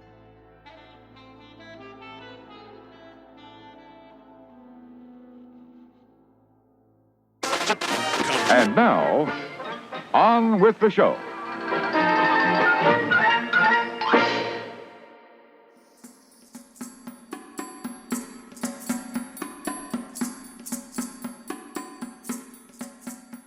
It's a hot dog day of summer, sun-dappled day, high above the Mulholland Drive view shelf. Actually, it's not sun-dappled at all. It's sun-blaring. You go outside and you feel like a 7-Eleven hot dog. You're just rolling around. But it's still beautiful here in sunny Southern California, the People's Republic of California, in the former United States. And my guest today is a good buddy and an old friend. One of those people that I still go like, hey, I know that guy. We're actually personal friends. I believe you are currently ensconced in one of my favorite cities on earth, Berkeley, California. Is that correct? Yeah, just north of Berkeley. I'm Paul Myers, by the way. Hi. I was just going to introduce you. I thought you were. I was going to. I'm a professional. My mama raised me to introduce myself. So, this is the author Paul Myers, who I believe the last time Paul and I spoke, we talked about your book about Todd Rundgren, I believe. Maybe it was the Kids in the Hall. Kids in the Hall book, Todd Rundgren, then the Kids in the Hall. So we've talked several times, and then in life we've talked as well. Yes. Well, I will say this without kissing up to the host. Just to do the interview, just to have a chance to talk to you is always great. Yeah, that's always you're one of my favorite. One of my favorite people, and I swear I tell my wife I'm always holding up clips from reels from Instagram of your bits, and I go, I just like the sound of his voice sometimes. There's like 4 comics that I like. I will say John Mulaney's one of them. When I hear John Mulaney say anything, John Mulaney can say, and I answered the phone, and I'm like, okay, this is going to be good. But there's a way you say like the bit about the chimp ripping off the person's face. There's just the way you say it that I'm like, I'm dying the minute you start going into a process, Yeah, it's with me. George Carlin's so imprinted on my comedic software. I'm so in his rhythms, and I find it very comforting. I wrote something the other day that was just purely, I was just like, oh, this is a George Carlin bit. This is just like a purely rhythmic thing, I think artists can hear. I think artists can hear their own influences, maybe sometimes even more than the audience. Because for sure. I will think of it like, paper mache, where they have a balloon inside the thing. Yep. But you put stuff on top. And so people hear the stuff on top, but you know what the balloon is. Exactly. Yeah. And there's also, Quentin Tarantino talks about this, the music of dialogue. Like, again, we're going to get into music. Mike Love complaining, what does columnated ruins domino mean? 1, it doesn't matter. And 2, it's obvious what it means. Old buildings crumbling. Don't be a douchebag. Yeah. Also, get Van Dyke Park's name out of your motherfucking mouth. Yeah. No, exactly. Now, you can argue whether or not Van Dyke Parks and Brian Wilson should have been writing together. Maybe Tony Asher was a better compliment. That's a totally different argument. I mean, wouldn't it be nice versus Surf's Up? I mean, it's like I'm not sure. Apples and oranges. I mean, and then let's put it. Brian didn't really write songs like that without him. No. Who wrote Johnny Carson, though? Who's the lyricist on that one? Yeah, those are... he speaks in such a manly tone. And also, Well, there is.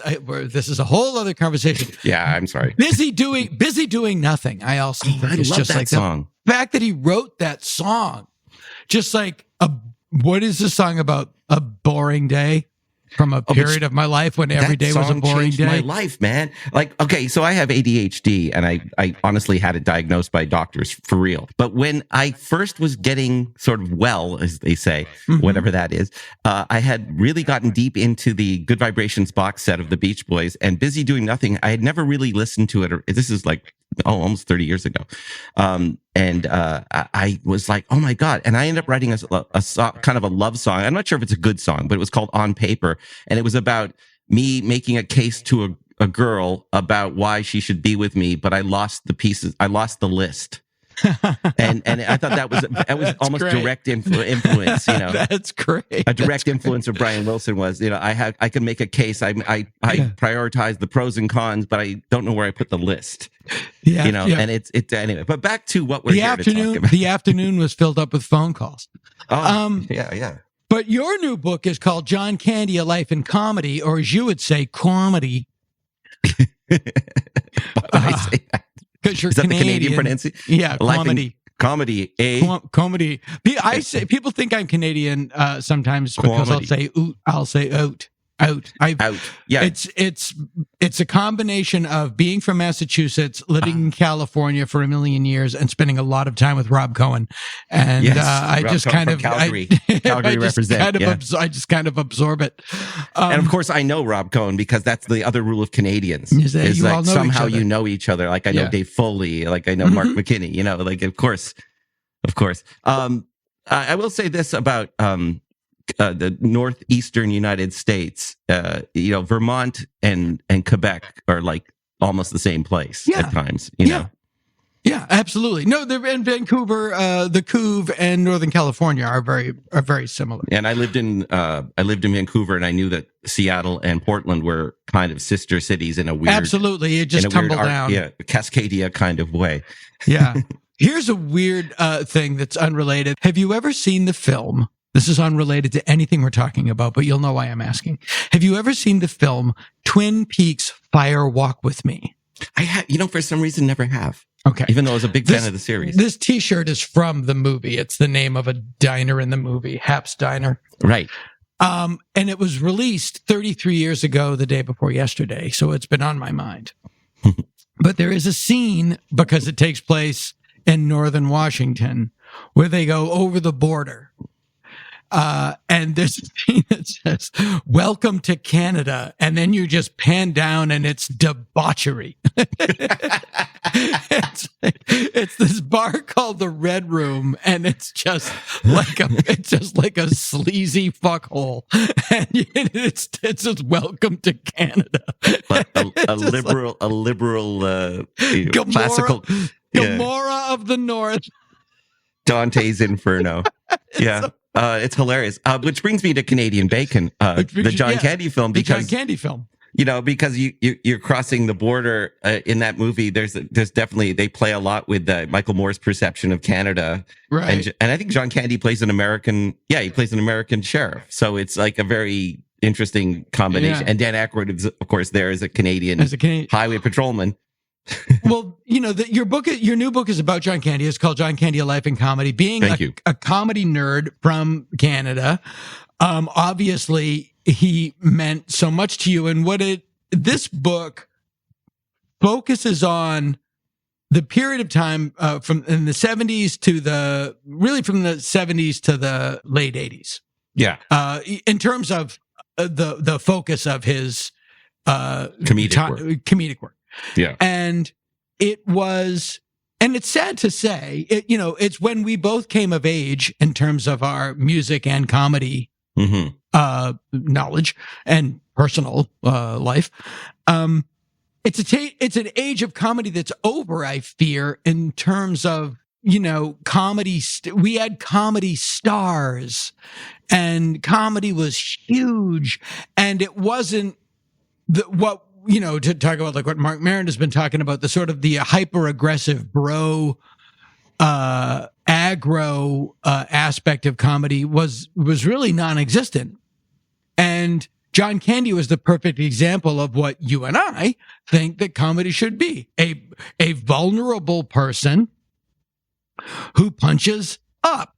Yeah. And John is a member of a long line of, I'm going to say this really bluntly and grossly, but it really affected him, so it's worth talking about, fat comedians. Yeah. Big guys. Yeah. From Fatty Arbuckle, the falsely accused, to Curly from the Stooges, Oliver Hardy, and then there was John Belushi, John Candy, and Chris Farley. Mm-hmm. And those were three people that seemed to be people that couldn't wait to die. You mean in their comedy?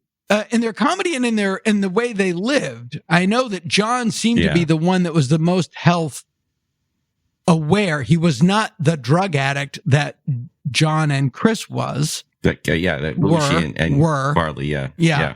I only knew one of those people.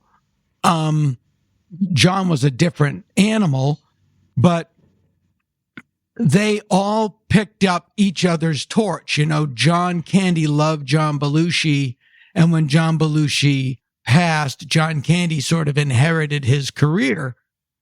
And then Chris Farley inherited John Candy's career.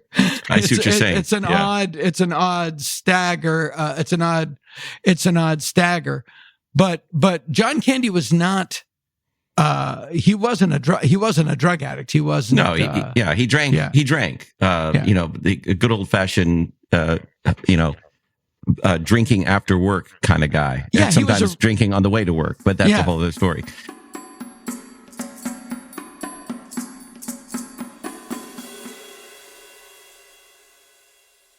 Yeah, well, you talk about in the book how he on the set of a movie was, you know, he was one of those guys that, you know, always spoke up for the most disadvantaged, always, you know, wanted everybody to get paid, was not a classist at all, looked everybody in the eye, talked to everybody, made sure people got paid. And we're skipping way ahead and I want to go back to his origins, but on his last film, Wagons East, which was shot in Durango, Mexico. Yeah. The thing that he had a very difficult time on the shoot. And one of the things that he complained about was seeing the poverty in the area unrelated to the film. Yeah. You know, that he was a real empathetic human being. He was born on Halloween. Yeah, that's you don't get better than that. Now, but you don't have Halloween in Canada the way we have down here, or is it getting better? I think they do now, but I know we did Halloween. I did it in school, like when I was a kid. Like I would dress up as, you know, back when you could go out with a white sheet on your head and say you were a ghost and you wouldn't get the people suspecting the worst about you. Yeah. I'm the ghost of a Klansman. I have two sheets on. Exactly. Well, one year I actually went to a textile store looking for cloth, and all I could find was red, green, and gold cloth. So I said I was a reggae ghost. And that's great. Well, you know, I mean, again, I told you I did take 3 Second City workshops. So hey, yeah, exactly. You're thinking on your feet. But back to they had Halloween, and he knew it. He knew Halloween, like, and you know, when your name's Candy and you're born on Halloween, right? You know, I mean, it's and he was a big personality. He was big in high school, very popular. 6'3". He was a big guy. Yeah, and football player. Like he wanted to be a football player, and like so many great entertainment stories, another career ended, allowing him to have this career. Right. You know, he hurt his knee, I think. Yeah, like very big, in a very big way, to the point where he also couldn't join. He tried to join the U.S. Army. This is the craziest thing. To lose weight. Yeah. This Canadian man tried to join the U.S. Marines to lose weight. And this was, I believe we were still in Vietnam at this point. Yes, it was. It was during the Vietnam War. And possibly the dumbest thing I've ever heard. Oh, and a counselor at his Catholic high school, Father Ted or something, they took him aside and said, listen, you don't have to do this. Like, you know, Metrocal shakes. You don't have to do this, like whatever, Weight Watchers. Yeah. Oh my God. And it's ironic, I think, because I don't think that was, that ends up being part of the story of Stripes. His character in Stripes joined the Marines to lose weight. So I know he brought that truth to it, because he had that in his story. But I believe the script was written without them knowing that. And so he plays, the lean, mean, wants to be a lean, mean fighting machine. I don't, it's, again, it's interesting of the John Belushi, John Candy, Chris Farley. I don't know if Belushi or Farley were as concerned about if they had that, and I'm saying this as somebody who has it more than all three of them, that vanity about their appearance. Yeah. I don't know. I never heard Chris concerned about his weight in terms of. Yeah, I think he was concerned more. I don't know about Chris Farley, but I don't know him personally. But I know that my brother worked with him, and the only things that would ever happen was that he would have a lot of remorse for almost getting fired and things like that. And I think he was aware of boundaries that he was crossing, and I think he was a good boy. When he was a bad boy, and then he would be recalcitrant like a good boy. Yeah, no, he was. He was a. I say this with love and affection. He was a classic addict. Yeah, and addicts are charming. Yeah, because they have to get out of trouble that they caused. Yeah. But he was a very. I met him a handful of times. He was always lovely. Whereas Candy, I don't think Candy ever, he did drink, but he didn't drink to the point where it was ever a problem for people. I mean, he didn't. It never affected his job. It never affected his job. It really never affected his job, and that's the sort of backhandedly interesting story that Ron Howard told me in the book. Exactly. That he shows up for work at Splash after being in the bar with Jack Nicholson all night. There's something that happens to people every day. Yeah. But and the idea being that he's basically hungover, but which means still drunk, and he manages to hit himself exactly where he's supposed to hit himself on the the third or fourth take. Yeah, it's a brilliant story, and this is right at the point. Like John Candy at this point, John Candy plays Tom Hanks. I guess they play brothers. They're brothers. That's the inherent joke right there. Slightly less believable than a mermaid, but we'll go with it. Or DeVito and Schwarzenegger being twins. Yeah. Oh, the other one is one of my favorite ones in the original The Wolfman, that Claude Rains is Lon Chaney Jr.'s father. It's like this big guy this 6'2" guy from Pittsburgh. Hello, Dad. Hello, Larry. Welcome home, son. But he's been on SCTV. He's not a star. He's an up and coming actor. Yeah. And he's doing well, and he's working in Splash, which is, it's not a giant movie. It's at this point, it should be pointed out that Tom Hanks was not a proven leading man. Like he was the ex-star of Bosom Buddies. Yeah, and Tom Hanks was basically, if you couldn't get Bill Murray, you'd try to get Tom Hanks. Yeah. And Hanks, is so great in this book. He's so generous. He gave me very long interviews with lots of details about how much it meant to him to be at a table read with John Candy, and knowing that Eugene Levy was in the film, because he'd been watching SCTV while he'd been doing summer stock theater. He'd been going back to his hotel. He's a comedy nerd. And he knew exactly what Candy playing Jerry Mather's character in Leave It to Beaver in a SCTV parody. Right. He knew why that was funny. Yeah. And he actually describes SCTV as the Beatles of comedy. So suddenly he's, and I'm sure Peter Scolari is like, why not me? But Peter Scolari, the Pete Best of Bosom Buddies. Yeah, exactly. Although, didn't he come out? He was on Newhart, he was on Girls. Right? Yeah. And he played the father in Girls. Yeah. So he had a career. He had a nice career. But at that point, Tom Hanks was nicer than Pete Best. Yeah. Yeah, you don't see Scolari doing the Bosom Buddies tour of Liverpool, but they never taped you, no. But anyway, so I just want to say that the moment was, and also Grazer and Ron Howard hadn't really hadn't really launched Imagine as the big company it became, right? And they, certainly Ron Howard. Splash was a small movie. Yeah, And you tell the story in the book. It's so great that John Candy goes out one night. and Jack Nicholson knows who he is, and he can't get over that. He's like, what? Yeah. And so Jack goes, let's have a drink. And he goes, okay. And John's like, well, I got to go to work tomorrow. And Jack's like, no, let's go back to my house. Let's keep going. And you can't say no. Yeah. And so he went to Jack Nicholson's house and stayed up all night drinking and went right to the set, which is hell. Oh yeah. Which I did that sober once, shooting during the day and shooting something else at night and go right to set in the morning. Yeah, you need that and sleep. You're just the worst. Yeah. Feel like laundry. And to be hungover, or as he said, still drunk. And Ron, I was like, sorry, pal. No, we're spending $300,000 a day. Get in there. Yeah, they rented this gym that they had to use for the racquetball scene, and they couldn't go another day over because it's again, this is early days for Imagine Entertainment. So I think it was a Disney offshoot paying the bills. No, or something. you gotta. I don't care who you are or where you. It's like we're here. This is job one. You're hungover. That sounds like your problem, not mine. And he did it. He nailed it on the second take.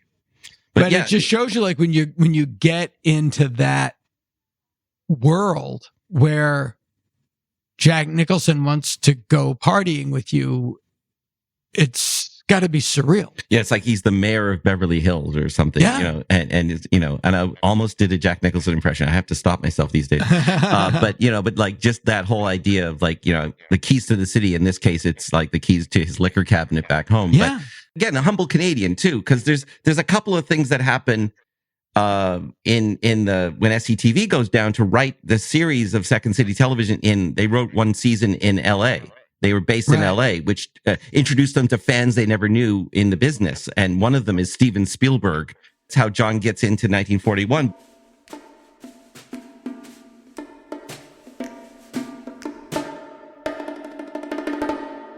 But when he meets him, he doesn't believe that Steven Spielberg's a fan. And, and he's like at a party and everyone's had a few drinks. And he's thinking, well, Spielberg's just being nice to me and I'm not going to buy it. I'm not buying this. This is Hollywood. People lie to you. Yeah. And it's important to say that this is late 70s. Yeah. And comedy is huge. Yeah. Saturday Night Live is at its peak with the original cast: John Belushi, Dan Aykroyd, Bill Murray, Chevy Chase is a movie star. Steve Martin is at his peak. He's touring. He's still doing stand-up in the white suit. He's selling out the Universal Amphitheater. Robin Williams is on Mork and Mindy every Thursday night. And comedy is the biggest box office. Star Wars and, science fiction and comedy. That's what's selling tickets. Yeah. The people on SNL, and I was in high school at that time, you were in high school at that time, were like the Rolling Stones. They were rock stars. It's true. They were rock stars. And if the people in SNL were the Rolling Stones, if you were a comedy nerd, especially in America, you knew about SCTV, but you knew about them the way a Rolling Stones fan knows about the Kinks, or the way like a Clash or Sex Pistols fan knows about the Ramones. It's like, well, this is the actual thing behind it. Yeah. So the SCTV guys were known to comedy nerds. They weren't famous, like walk down the street famous. Yeah. So I can see that they come down and they're like, John Candy is friends with Dan Aykroyd and John Belushi, but he is not as famous as Dan Aykroyd and John Belushi. Yeah. But as a comedy nerd, and SCTV had so many different incarnations in America, and it was on so many different platforms. Outlets. Yeah. And it wasn't until they put it on, I believe it was after The Tonight Show on Friday nights, and I could be wrong. It's in the book. But it was called SCTV Network 90. Yeah. And they made it 90 minutes long because Saturday Night Live was 90 minutes long. And that's where it was just like, oh, it's just another Saturday Night Live with a different cast, but it's as funny. Yeah. In fact, there were times when it might have been Tom Shales or one of the prevailing TV critic kings of the time, had said, why don't they just axe SNL and put SCTV in there? And there was definitely talk of hiring the Castaway. Well, the brilliant thing that SCTV did was it didn't have the burden of being live. Well, yeah, that's true. And they would also do, and again, we're comedy nerds, and this is one of the things that happened to me. Like, I thought it was a dream. Like, did I dream that, or was that real? And then I got on YouTube and I dug and I dug and I dug. SCTV did in the late 70s a parody of Albert Brooks's Modern Romance, starring George Carlin. Yeah. Played by Rick Moranis. Yeah, exactly. Like, that is, people give me shit for Dr. Z. Yeah. For being high concept? Yeah. You're just like more obscure. Like, I remember it and I was a kid. I was 15, but I was a comedy nerd of all, and it was George Carlin going, I mean, why do we call it a ship? It's like a ship. We're trying to keep it afloat. And like, who was getting this? Yeah. Outside of you and me and the people making it. Well, then it's the same brain of Rick Moranis that would do the Play It Again, Bob, with a Woody Allen movie starring Bob Hope, and just like it's basically like Francois Truffaut and making comment about American cinema. It's an insider joke. It's Quentin Tarantino humor, basically. Yes. Like, you see, when I named the filmmaker this guy, it's a reference to Enrico's. It's like very inside baseball. So inside, and then they would do stuff like the Farm Film Report or Bob and Doug McKenzie. Yeah, that everybody would get. But Billy Saul Hurok? I mean, that's an insider joke, right? Big Jim McBob. Big Jim Billy McBob. Saul Hurok. Yeah. But I don't know, who was Billy Saul Hurok? I don't know. I don't even know that reference. Well, Saul Hurok. Okay. American impresario. What field? Impresario. Could that just be a thing now? Like, it's on my card. Yeah. He was actually born Solomon Israelovich Hurok in the Soviet Union. Say that again. What did he do? He was a manager. He was, he managed, a bunch of people I don't recognize the names of. Efrem Zimbalist was one of his clients. Oh, there you go. There you go. So no FBI without Saul Hurok. Or for Efrem Zimbalist Jr. Efrem Zimbalist Jr. without him. Anyhow. So I was a reference to an obscure showbiz personality that nobody seems to know, and I had to look up. Yeah. And their parodies, like the parodies of The Godfather, and again, SCTV and SNL does not have this. No, they didn't do high concept that way. Or the density, the density of the bits. The fact that Floyd Robertson was Count Floyd. Yes. In the way that every local TV station's some on-air personality had to double as the monster movie host. Oh yeah, in Buffalo, New York, which Candy and myself would have seen, there was a guy named Tom Joles, Jolls. He was the weatherman on WAB, the ABC channel 7. Right. It's always a 7 apparently. And he also was Commander Tom in the afternoon showing cartoons. Yeah. When you figured that out, you cracked the code. Janine might have even pointed it out. It was like, no, Floyd Robertson is Count Floyd. And I was like, oh my God. Yeah. No, and also, so Canadians would know this inside joke of Floyd Robertson is based on Lloyd Robertson, who was the long-standing host of the CTV National News. And Eugene Levy's character was Gene Camembert. And I see. I know all of these Earl characters. Camembert. Sorry, Earl Camembert. Right. Earl Camembert. And Earl Cameron was the CBC host. Okay, and also I know with Martin Brock Linehan as Brian Linehan. Yeah. Right, as Brian Linehan. And that's a dead-on impersonation of a guy who was pretty much cable. Well, he was local TV in Toronto, and then I think it went syndication. A TV movie interviewer who knew everything about everything. Brian Linehan was an amazing legend. If you ever find him on YouTube, he asks the smartest questions, and more often than not, I've seen him. I watch him on YouTube. So, but the here's point the is, thing. there's always a point in the interview where somebody says, Right. "You've really done your research," and he looks at the camera smugly, and Brock Linehan does that. So that's all. Because I didn't, and this is the same with Python. Yeah. And it's the thing that I hope is true in my own microcosmic way. I hope is true with Dr. Z. I didn't know those references. Yeah. I had no idea Earl Camembert was based on anyone. I didn't know Brock Linehan was based on anyone. I didn't know Floyd Robertson was based on anyone, and it didn't matter. Exactly. I didn't know, and the Beatles. I don't know about Blackburn, Lancashire. I don't know what Weybridge means. It doesn't matter. I don't need to. I don't need to know. I don't have to. I know now that Mr. Wilson is Harold Wilson, the British Prime Minister. I didn't know it at the time, and it didn't matter to me.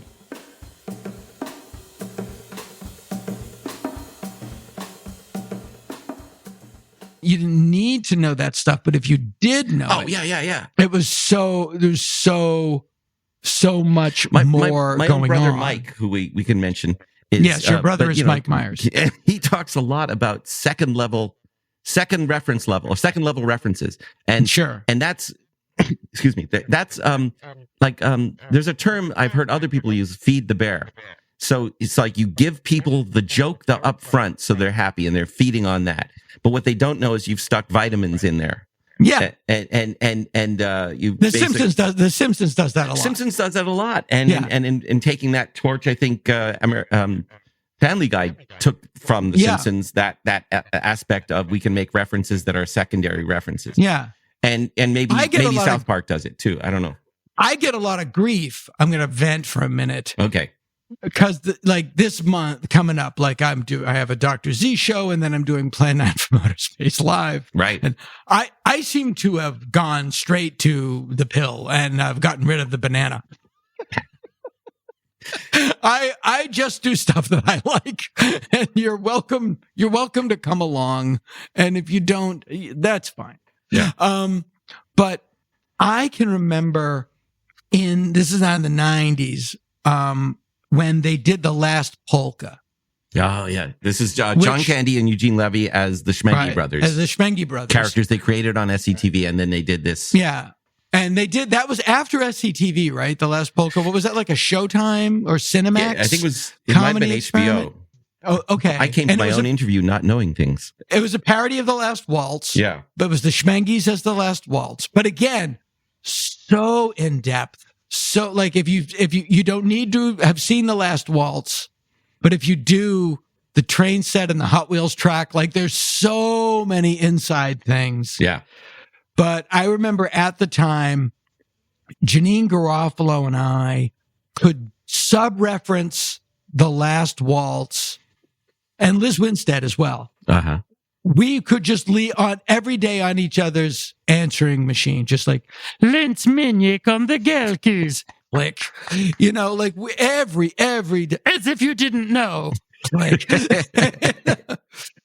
I told him I hope he found a raisin in his surprise roll. It was, small talk. It's like and you can't, it's what I always quote Joel Hodgson talking about Mystery Science Theater. Mm-hmm. Not everybody gets it, but the right people get it. Oh yeah, that's good. And it is like the Ramones, or it's just like, this means so much to me. Well, that's the fact that you don't. I once wrote a foreword to a book about the Twilight Zone. And it was the thing that I loved about the Twilight Zone was when I watched the Twilight Zone, even though it was off the air, I was 1 year old when it was canceled or whatever. But I watch it now and it's like, oh, this doesn't think I'm an idiot. Yeah. And that's refreshing. Well, I just got to say at this point that something that Second City training, and it probably goes all the way back to everyone should know about Del Close. Del Close was this improv guru. Another health nut. No, but Del Close, yeah. I mean, I would say he was a deeply flawed messenger of an incredibly great message, which was as is usually the case. Yeah. I mean, he suffered for his art. Now it's your turn. But his thing is that he would teach, and I know this because he actually taught a class that my brother took. So Mike told me what it was like to be in a class. But he's the guy who discovered John Candy. He's the guy who, discovered him in the sense that did Mike was in a class that Del Close taught? Yeah, Del Close taught. That must have been terrifying. That was at Second City, Toronto. And so Mike, there's a kind of a sub-thread to, how you always bring yourself to the work. I kind of relate to John Candy's story because I watched my brother go through some of those parts. Sure. In his case, course. eventually he went to Chicago, just like John Candy did. And he worked with Del Close, just like John Candy did.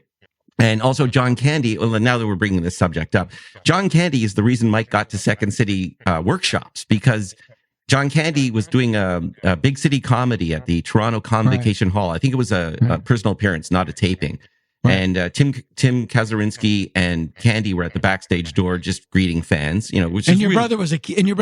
My brother was a kid, and he went right up to him and said, Mr. Candy, how do I get into comedy? And instead of saying, just some stupid answer, he said, well, here's the thing. If you're good at it, you should go take the lessons at Second City workshops, and then you can find out how good you're at it. And if you really like doing it, even while you're doing the work of it, then you realize you can do it no matter who's watching. And then if you get really good at it, someone will notice maybe, and then maybe you'll have a career. Or if you don't like it, you'll move on to something else. This is really healthy advice for somebody. Really, really, really healthy advice. Really, really healthy advice. And it doesn't say hang out at the corner of Hollywood and Vine and wait to be discovered, it speaks so well of him that he, took the time.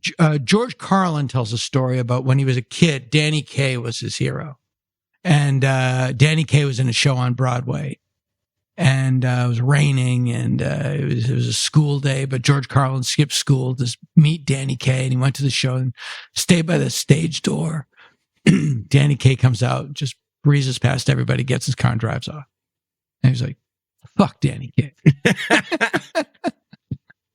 It's like and that, I think that's why, like John Candy, George Carlin was incredibly solicitous when you would talk to him. Oh, that's true. And did Carlin, not to go on a Carlin tangent, but I love Carlin stories, and Kelly Carlin too, for that matter. Yeah. But I think was it Lenny Bruce was actually gave him advice, right? Like they were also arrested together. You learn a lot by being in the back of a paddy wagon with someone.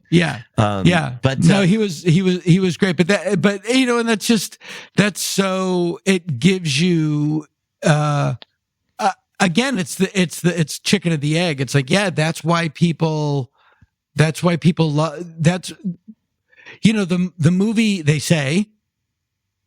Someone who's mentioned in your book, John McGinley, yes, told me, which I didn't know, never knew this. The motion picture camera is a machine that photographs people thinking. Oh, interesting. Which is why when you're acting on camera, it's all in here, not out here. You have to think it. And the camera will see you think it. Yeah, it's your facial expressions too, right? Where your eyes are. It's where your eyes and how your eyes are. Yeah. And you can, it's all internal. And I came to this so late in my purported acting career. But I insist, if a person is a decent person, you can tell. And if they're an asshole, you can tell. It's sort of true. Yeah. I mean, I'm sure there are, key examples in both ends of that, but that dispute that. But I mean, for the most part, absolutely. And especially in film and TV acting, this is what you're saying too, because, for instance, Candy and those guys, they learned how to do theatrical motions on stage, broader things, but it was close comedy. It was close, small dinner theaters, right? Right. So they were still doing face takes, and they were still doing body language and things like that. But then when and this happened with the Kids in the Hall too. There's an adjustment period where you learn how to act for the camera. And I know Dave Foley talked a lot about that in My Kids in the Hall book, not to keep selling the other book, but it's Sell a good your shit, man. Well, no, but this is why you're becoming here. an area that I seem to know a couple of things about.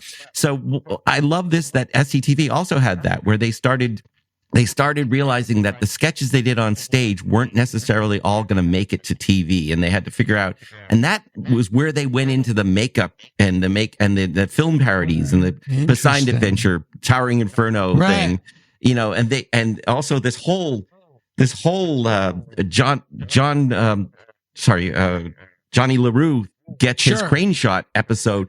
And this whole story about him getting fired by Guy Caballero, or was it Guy Caballero? Sorry, I just translated it in my head. You were naturally thinking of Gay Talese or the Gay Caballeros.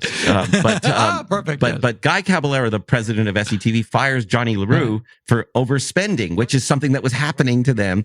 But then they said we need cameras to make films, make it look more filmy, and like this whole thing so their adjustment, they're working it into the script. They even have Marvin Kittman from Newsday referenced in the show because he'd written a bad review, and Good Lord. Yeah, exactly. And then in this movie, they used the same crane shot from Dog Day Afternoon to show a riot, a helicopter shot, and that he gets in total shit for using a helicopter within the show. And then finally on Christmas Eve, he's out doing street beef, Johnny LaRue, and he passes out in the snow drunk, and all of a sudden it's shot from a crane, and it's Santa Claus on a multi with lights all over the crane. Here's your crane shot, Johnny. And it's like, and then they're doing Martin Scorsese, like then they're doing, and they're also doing Chinatown, within the show, with different shows, Polynesian Town, with Dr. John saying, I got that rib recipe you wanted, like Dr. John. So deep. It's so deep, and it was one of those. Is like, follow if you can, folks. Yeah, and then I kind of want to meet the person who found it funny without knowing the references, because I bet that's true. I bet. Oh, you totally.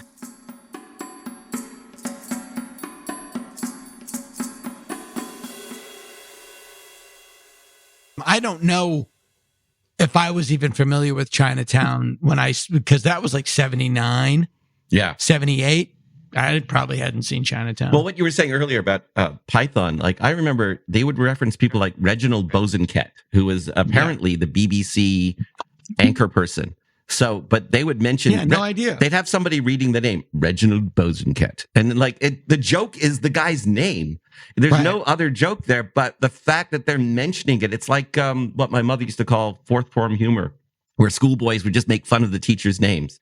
So it's kind of heavy because it's anti-establishment humor, but it's also really silly because there's no nowadays we're so attuned to like specific barbs at Stephen Miller, we know specifically what we're talking about, the Epstein files, release all that stuff, but nowadays, the average, social media user has both the highest reference level and the no reference level. Right.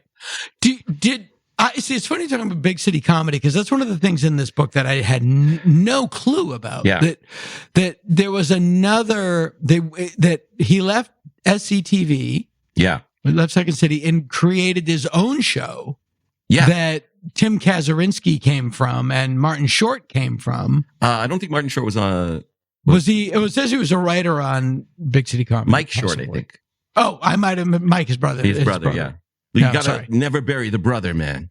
No. They're all important. But there was this whole other show called Big City Comedy. Yeah, Big City Comedy. It was on. Did that come down to? Was that ever on in the States? Yeah, it was syndicated, and it was like through this company that was owned by the Osmonds. And they tried to film it in Utah or something. Like it was just like it just didn't work. So they ended up taking it back to Toronto, and they made it in the same studio where John Candy had gotten his TV start on the David Steinberg syndicated show. Sure. That's where he worked with Martin Short too. Martin Short and Eugene Levy, Joe Flaherty, and some of the other people, but mostly it was John Candy was a regular on the David Steinberg show, which was a really forgotten show, I think. But now I remember a David Steinberg show. I don't know. It was a variety show based on him being the Bob Hope model, was or I remember not Bob Hope. Smothers Brothers. Yeah. Kinda. The idea of a show within the show. Jack Benny. That's what I was Jack thinking. Benny. Yeah, Okay, that idea this is that a different show. he's a comedian. David Steinberg's a comedian who has a variety show, and across the street at the diner from the TV studio, all sorts of mad things happen. Hijinks, hilarity ensues. He hosted a variety show. I don't know. I have a memory of it. I'm 4 or 5 years old. He is standing in front of King Kong's feet, and they had 2 giant gorilla feet. And it was like a recurring thing. That's all I remember. But that was the David Steinberg show. And I asked him, and he's like, yeah, no, that was a thing. That was real. Because it was like, did I dream this? Or did you ever do a thing? Again, David Steinberg, the nicest man. Oh, yeah. And I mean, I was so pleased to be able to speak with him for both of my last 2 books. David Steinberg has a role in both my last 2 books. Right. And he's like, again, when you're Canadian, as you know about me, we hold up David Steinberg, as an icon of coming from Canada. Yeah. Who made an impact, Director of one of the possibly the most underrated film in cinema history, The Wrong Guy. Oh, I just saw The Wrong Guy. It's so many. I just saw The Wrong Guy with jokes. Many of the original people in the room, on a panel. So it was Foley, Jay. Was that a Dynasty typewriter? Was that no? Down That here? was here in the Bay Area. It was for SF Sketchfest. It was at the 4-Star Theater in Chinatown. That movie is so goddamn. And it's so funny because I know those guys like Jay Kogan and David Higgins and so at one point they're taking questions from the audience and I stand up. They know me, but I go, Paul Myers for fourth track here at the something like I'm a local writer. Anyway, it was. Oh, and I got to meet Jennifer Tilly, female lead in the film. Who is the female? That's a great question. Who is the female? Man, I know Colm Fior is in it. Yes, well, there you do. Yes. Was he at the 4-Star? No. He later went on to be in the brilliant Battlestar Galactica reboot. Oh, I didn't know that. Yeah. No, he's not. I'm thinking that's Colm Fior. I don't know. This guy, the guy that is in The Wrong Guy, played the devil in Stephen King's Storm of the Century. But so they were all there, and I think Joe Flaherty had just passed away, so it was actually nice to everyone to say something about Joe Flaherty. I can't get used to this new chair. Exactly. One of the just a little tangent about The Wrong Guy, which has nothing to do with John Candy, but maybe everything. But there's the whole subplot of the fact that the banks are being bought out by the evil farmer. Evil farmer. Like, just to me, you won't grow an ear of your filthy corn on my land. Exactly. And Enema Bag Johnson, just one of the greatest all time. Enema Bag Jones. It's great. It's like, so and that was that before The Usual Suspects? I can't remember because the same. Oh yeah, I think it is. The same trope. But anyway, we digress. But my point being, what was my point? How do we get to that? Well, we were I think that we were talking about David Steinberg and the effect that big city comedy and it's a very small town. It's a small group of people. Everybody, it was like the comedy scene here in LA in the 90s. Like when I came up, everybody knew everybody, and it was just like, David Cross is working here. Bob Odenkirk's over there. Now they're going to go they met on the Ben Stiller show and now they're going to go make Mr. Show and they're going to take some people from Ben Stiller, but then they're going to make new people. And, it's all, so much of those scenes are social. Yes. Yeah, exactly. And Kids in the Hall, certainly, like as the documentary shows, it was a social thing. Yeah, and definitely, and then again, the cross pollination of the fact that the Second City cast were coming to see tapings of the Kids in the Hall, or they coming to see the shows actually, and then it was Pam Thomas, ex-wife of Dave Thomas, who was doing some recruiting for Lorne Michaels, and that's how they got on Lorne's radar. And that does happen, and I think it was actually, not to go off on a tangent with Mike again, but Martin Short did an improv with Mike, my brother, when he was in the cast of Second City Toronto, that it was such a good improv, and everyone said to Martin Short's face, he looks like a young Martin Short, which Martin wasn't that old, so it was like, but anyway, but then it went back to Lorne, so that world, all about especially because it's Toronto, it's comedy. There's very few people that don't know each other within that world, and from the stand-ups to the cabaret performers to the sketch comedians, and they all had different ideas of what they wanted to do with it, and then some people were lucky enough to take it outside. There's a really to bring it back to John, like about who John was. Yeah. There's a really interesting story in the book about Stripes, which I've seen a grillion times because I was an usher at the theater when it was playing. Oh, wow. So yeah, whenever I hear that, I move to open the doors. Right. One, I did not know it was originally a Cheech and Chong movie. Isn't that crazy? Which was bananas. It's crazy. And then there's a famous scene in the movie where John mud wrestles some women. Yeah. And John hated it. Yeah. Because he thought they're just making fat jokes. But that is a great example of that was the banana that they put the pill in. Yeah. Because that's in the trailer. Topless chicks and fat guy in mud. Yeah. I'm going. Yeah. Yeah. Well, it's like, Meatballs, or Porky's. Yeah. Like all those films that were in the wake of National Lampoon, like frat boy humor, I think they called it, So Ivan Reitman, who made that film, probably wants to seriously feed the bear. In this case, the bear is a pimply 14-year-old boy. Yeah. But by the way, I completely get it. Yeah. No. And the thing is, there was stuff in there that even the idea of, I don't want to rationalize the wet t-shirt thing, but there was definitely, they're not asking you to think it's a great thing necessarily, but they are gratuitously letting you enjoy the women in the bikinis. But they're also exploiting a lot of, it's all about body shaming and body objectification and all that stuff. And it's all true. But I also think that they kind of came by it honestly, kind of backing into it, especially if I guess I am rationalizing it to some extent, but I'm not saying you should do it today.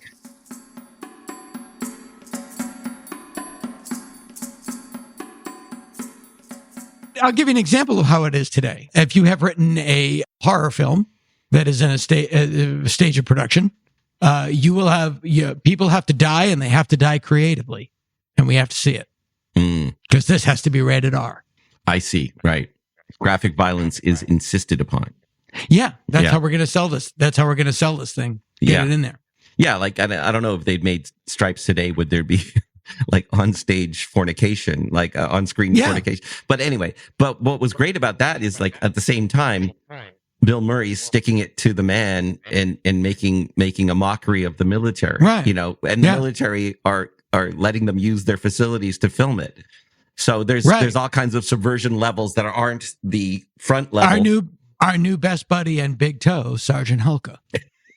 No, there's so much stuff in there. It was interesting that I talked to Dave Thomas. Again, I know just by nature of that, I'm seeing that movie so many fucking times because that would be just all day, 3 times a day, for like 5 days. And Lee Harvey, you are a madman. But when Thomas was telling me about Dave Thomas was telling me about how much John Candy suffered that scene and how humiliating it was. It was really... I found that very touching. I found that very touching. And Joe Flaherty kind of confirmed it too. Joe Flaherty was in that film, and he I don't know if he's in that scene, but because he wouldn't be. He played a Russian, did he not? I can't. Yeah. The whole second. That's 2 movies. Yeah. There's a great movie. And then they graduate from basic training, and it's just like, we got to end this. Also, this like modified RV that they're driving around. Yeah, the M160 or some weird thing. Yeah, no, once they get out of basic training, it's just like, huh? But what? Candy's speech about wanting to be a lean, mean fighting machine is so good.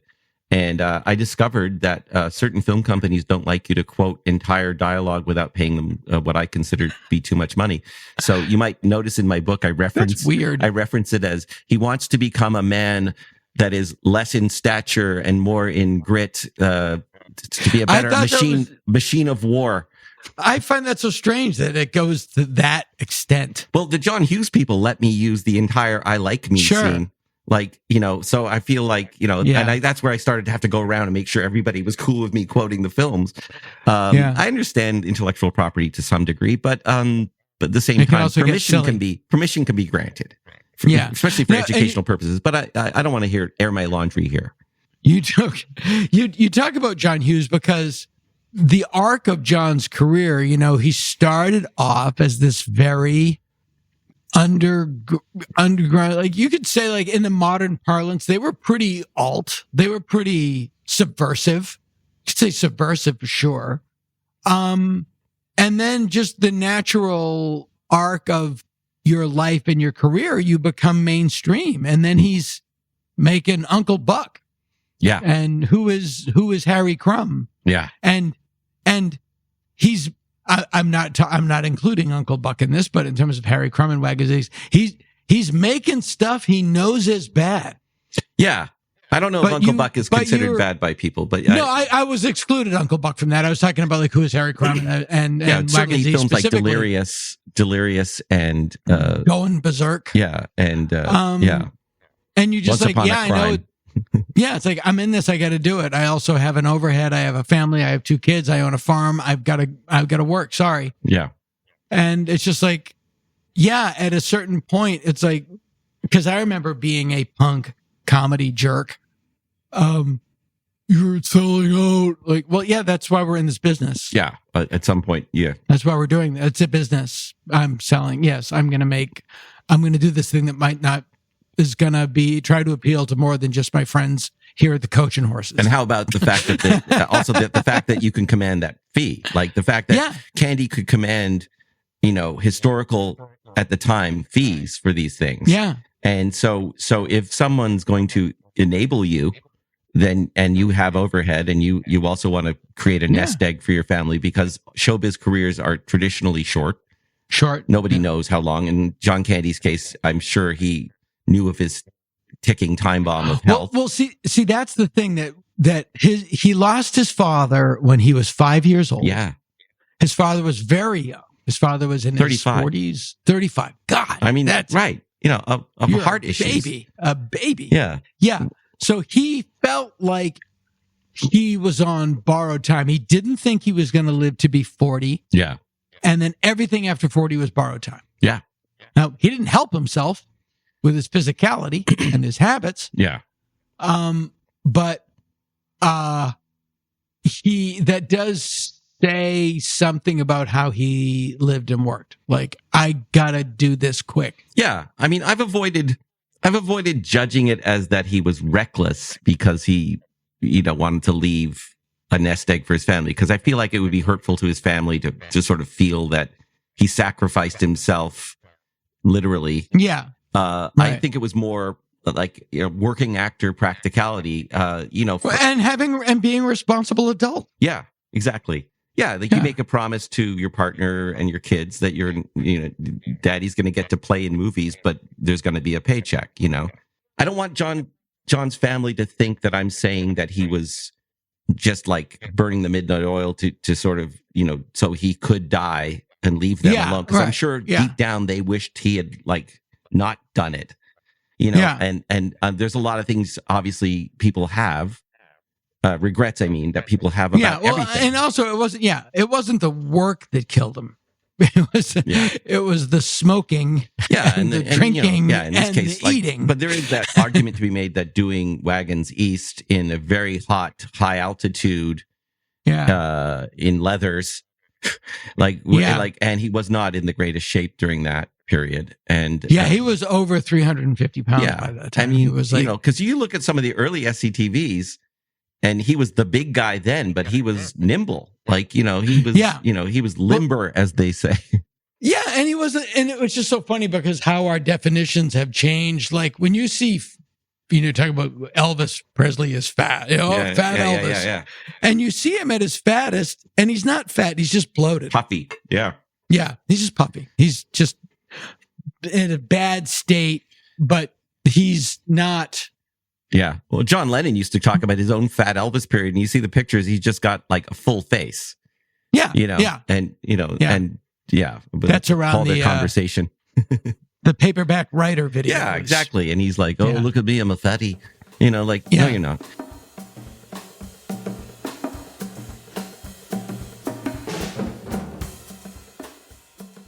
You know, I'm in a Beatles Zoom group every weekend with a bunch of people. Some people that you and I know.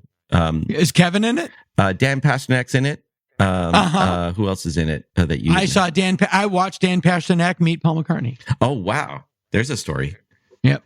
And Dan's great. Dan Pasternak and I are actually doing an event together in. It's so funny because I was trying to get a bookstore just out of New York City, and I wanted it to be I'm not.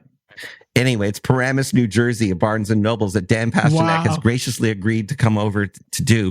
But I'm looking forward to it now because now it's an event because Dan Pasternak talking about comedy is it's like I would interview him. He's going to interview me about John Candy, but I would interview Dan Pasternak about comedy because he's a guy who constantly is one of the great. I'd say he's one of my better friends right now. Like and he's an encyclopedia. Another great thing in this book is I love the origins of projects and how everything in show business starts off as something and then becomes something else. And then you finally get it. It is so little bearing on what you know. I didn't know this, that Ghostbusters was originally intended to be a vehicle for Dan Aykroyd, John Belushi, and a very young Eddie Murphy. Isn't that crazy? Yeah. That's crazy. And one story that I learned about that is I was talking to the guy who sculpted Slimer. Oh, wow. Yeah, you would, right? Sure. Yeah, exactly. And they kept submitting it and they kept kicking it back and like, no, it's not right. And no, it's not right. And it's not right. And then this guy goes, finally, I made it look like John Belushi. And they went, great. Oh my God. Wow. That's amazing. I didn't even know that. Yeah, no, me neither. But it's just like, okay, yeah, I get also, that John Candy was supposed to play the part that Rick Moranis played, but he would have played it entirely differently, which is why he doesn't. Tyrolean. Yeah. Yeah. And, you know, and Aykroyd, who was so great to me on this book, like Aykroyd talked to me for hours about every detail, even the film that, you know, Nothing But Trouble, that was such a bizarrely failed project that is also fantastically failed. Like it is now one of those films that, yes, it's like the anti-hero version of Ghostbusters. There are parts of it that are fantastic. There are parts of it that are fantastic, but he just goes, and on a punk rock level, he just goes hard. Like he doesn't do any of the gags halfway. So, you know, well, it is one of those things because like I ran into this with Stand Against Evil, like in meetings, like it's a horror comedy. Yeah. But you got to have rules. And you got to have a straight man. And you know, I always went in, and Nothing But Trouble does not do this. Okay, I'll give you an example. This is really boring. Stand Against Evil steals John Landis's An American Werewolf in London algorithm. Right. Which is, it's a horror movie. The creatures in a horror movie. The people don't know they're in a horror movie.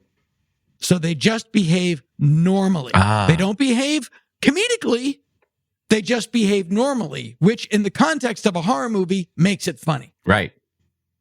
That's An American Werewolf in London.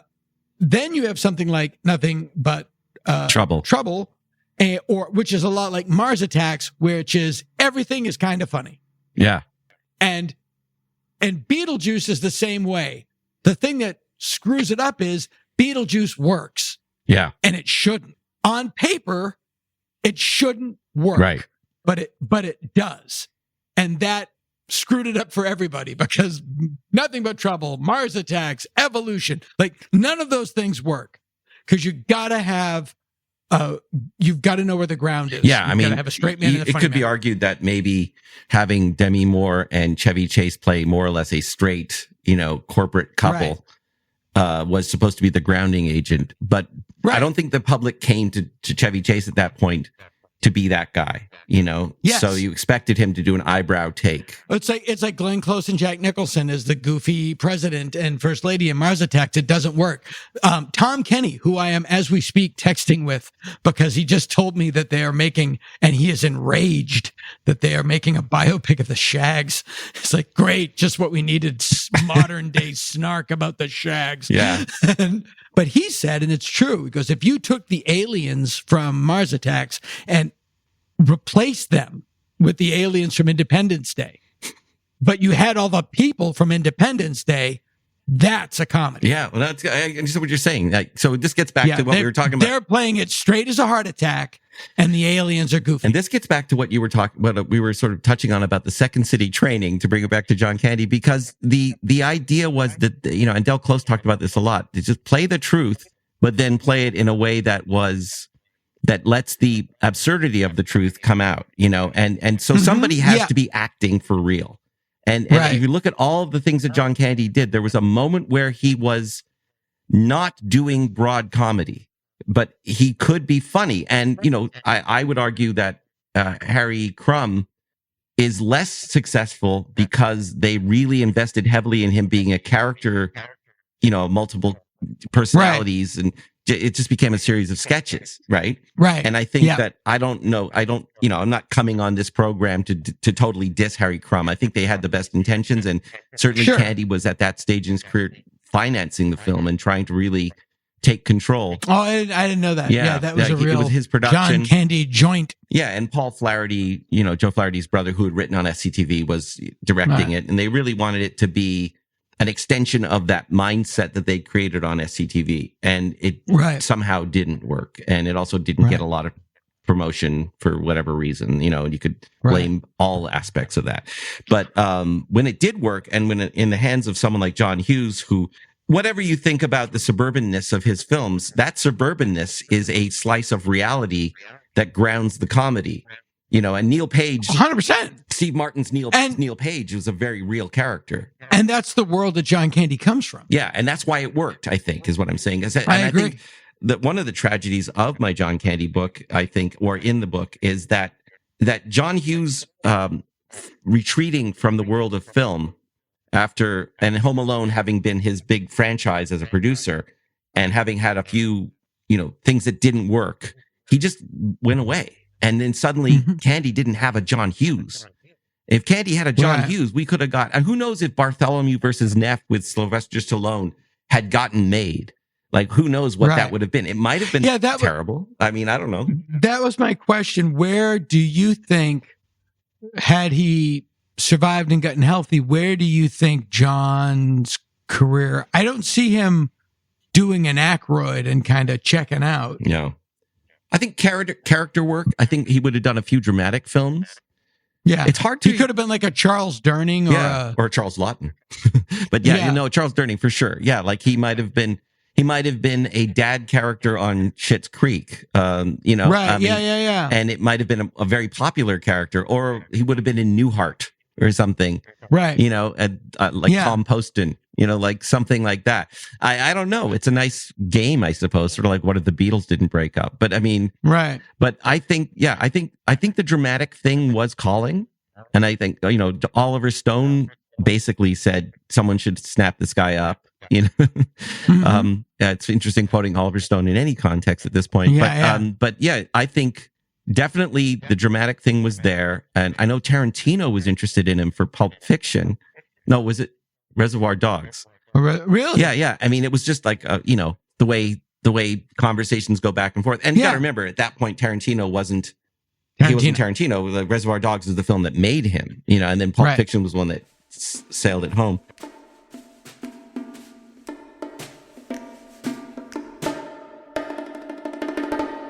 Right. But to have that guy who is a big cinephile recognize that this guy could be box office, you know, he could be a you know, the same way that Tarantino always seems to recognize people who are not necessarily already being used in John Travolta being a great example. And Forsyth and Jackie Brown, you know, Jackie Brown, and so he knows who's, you know, and he also spotted Christoph Waltz, you know, like those guys. like I'm on a Tarantino binge lately. Can you tell? But Sure. but what I love about Tarantino is that he's the kind of guy that people like John Candy would really have loved because he saw them. Tarantino sees actors and what they could do for stories and characters, and that's what Candy would have done. I mean, would have, could have. I don't know. Should have. Yeah. I don't know. Yeah. Would he have made Confederacy of Dunces? Would he have made? It's a whole other story in the book. There's like every time the Confederacy of Dunces came up as an idea to make a movie, the person involved dies. John Belushi and I think later they did offer it to Farley. It's like, so don't offer it to me, anybody out there. Don't offer it to me. It's like getting a call from JD Vance. It's just like you're not going to survive. There's so many things that I wanted to get to that I didn't get to, including the new show, the fact that Martin Short was on SCTV for such a little amount of time. Yeah. It's made such an impact. The fact that John Candy did 160 episodes. Yeah. It's just mind-boggling stuff. The book is called John Candy, A Life in Comedy. When does it come out? October 7th, everywhere. October 7th. Yeah, still no everywhere. LA date for a book event, but I will be on the East Coast at, I don't know when this is dropping, but. Well, this will drop in about 2 weeks. So if you know more, then let me know and I'll post it. I should probably put a website up, but I don't have the stuff handy, so maybe I'll give it to you and you can add it in later. Yeah, we'll put it up. Yeah, it's a really great book, and it's a really informative read. It's a beautiful story about a guy that you think you know, and you don't, and it's not. It's you read these books often, and you go like, oh God, what a shit. Oh, God, what a shit. None of that.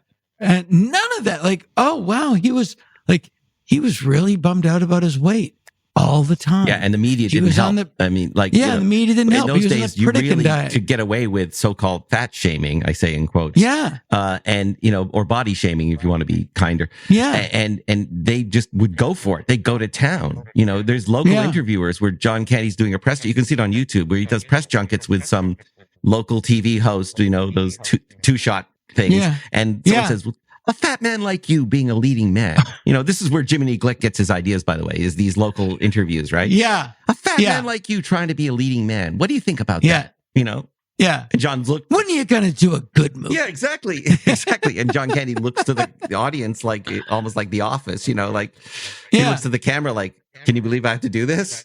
Oh, God. Yeah, he saw a bus wrap for summer rental or something, and it just blew his mind how big he looked on the side of the bus, Oh, God. So anyhow, So that was going on the whole time, and he was just trying to be a nice guy to everybody. Yeah, and clearly, and clearly was. Well, it's a beautiful story. It's a beautiful book. Did a great job. Paul Myers. The book is John Candy, A Life in Comedy. Buy it at a bookstore. Oh yeah, your local independent bookstore. Yeah, go to an independent. And I just bookstore, want to say, Dana Gould saying nice things about a book I've written, it never gets old, and I really appreciate it. And I'm glad that you got the story, because one of the things I really do when I'm writing these things is people can get facts from, I don't know, Gemini, Wikipedia. Wikipedia. Yeah. I mean, maybe not real facts, but they can also just, but when you get the facts and then write them into a book that has a narrative to it, that is what I do. That's my job. Yeah. And if I do that job, then you come away understanding the context of these facts. And when you say you like the story of it, that makes me happy. So thank you. Good. Well, it does. It's a beautiful story. And again, you and I, and probably a lot of the people listening to this, we came of age at that time. Yeah. These guys were rock stars to us. Yeah. And and I love reading about how they're all friends. Yeah. How they all know each other. It's a small world, and they're all so human. They're all so human.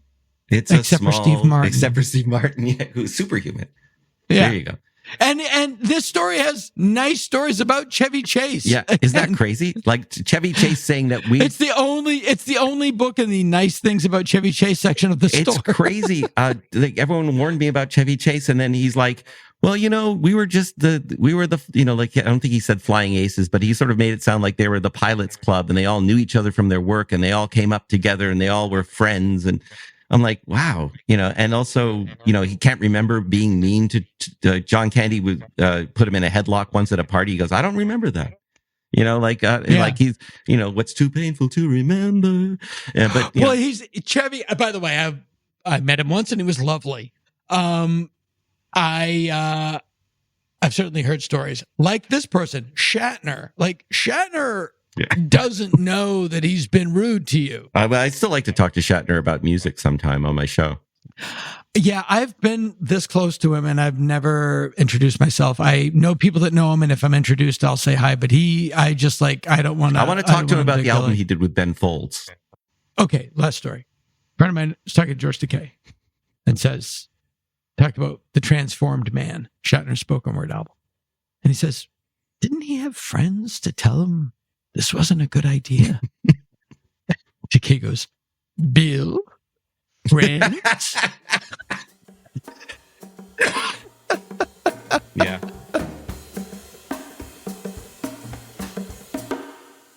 Other podcasts reach for the sky. Dana Gould Hour. We barely try.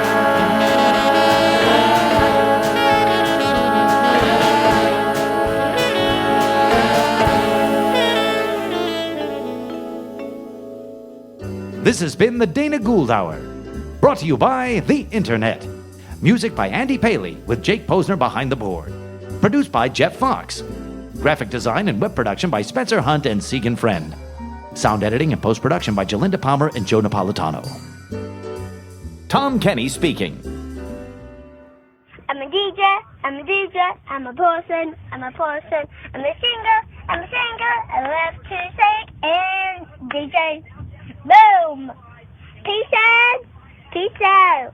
You want me? Peace out! Boom.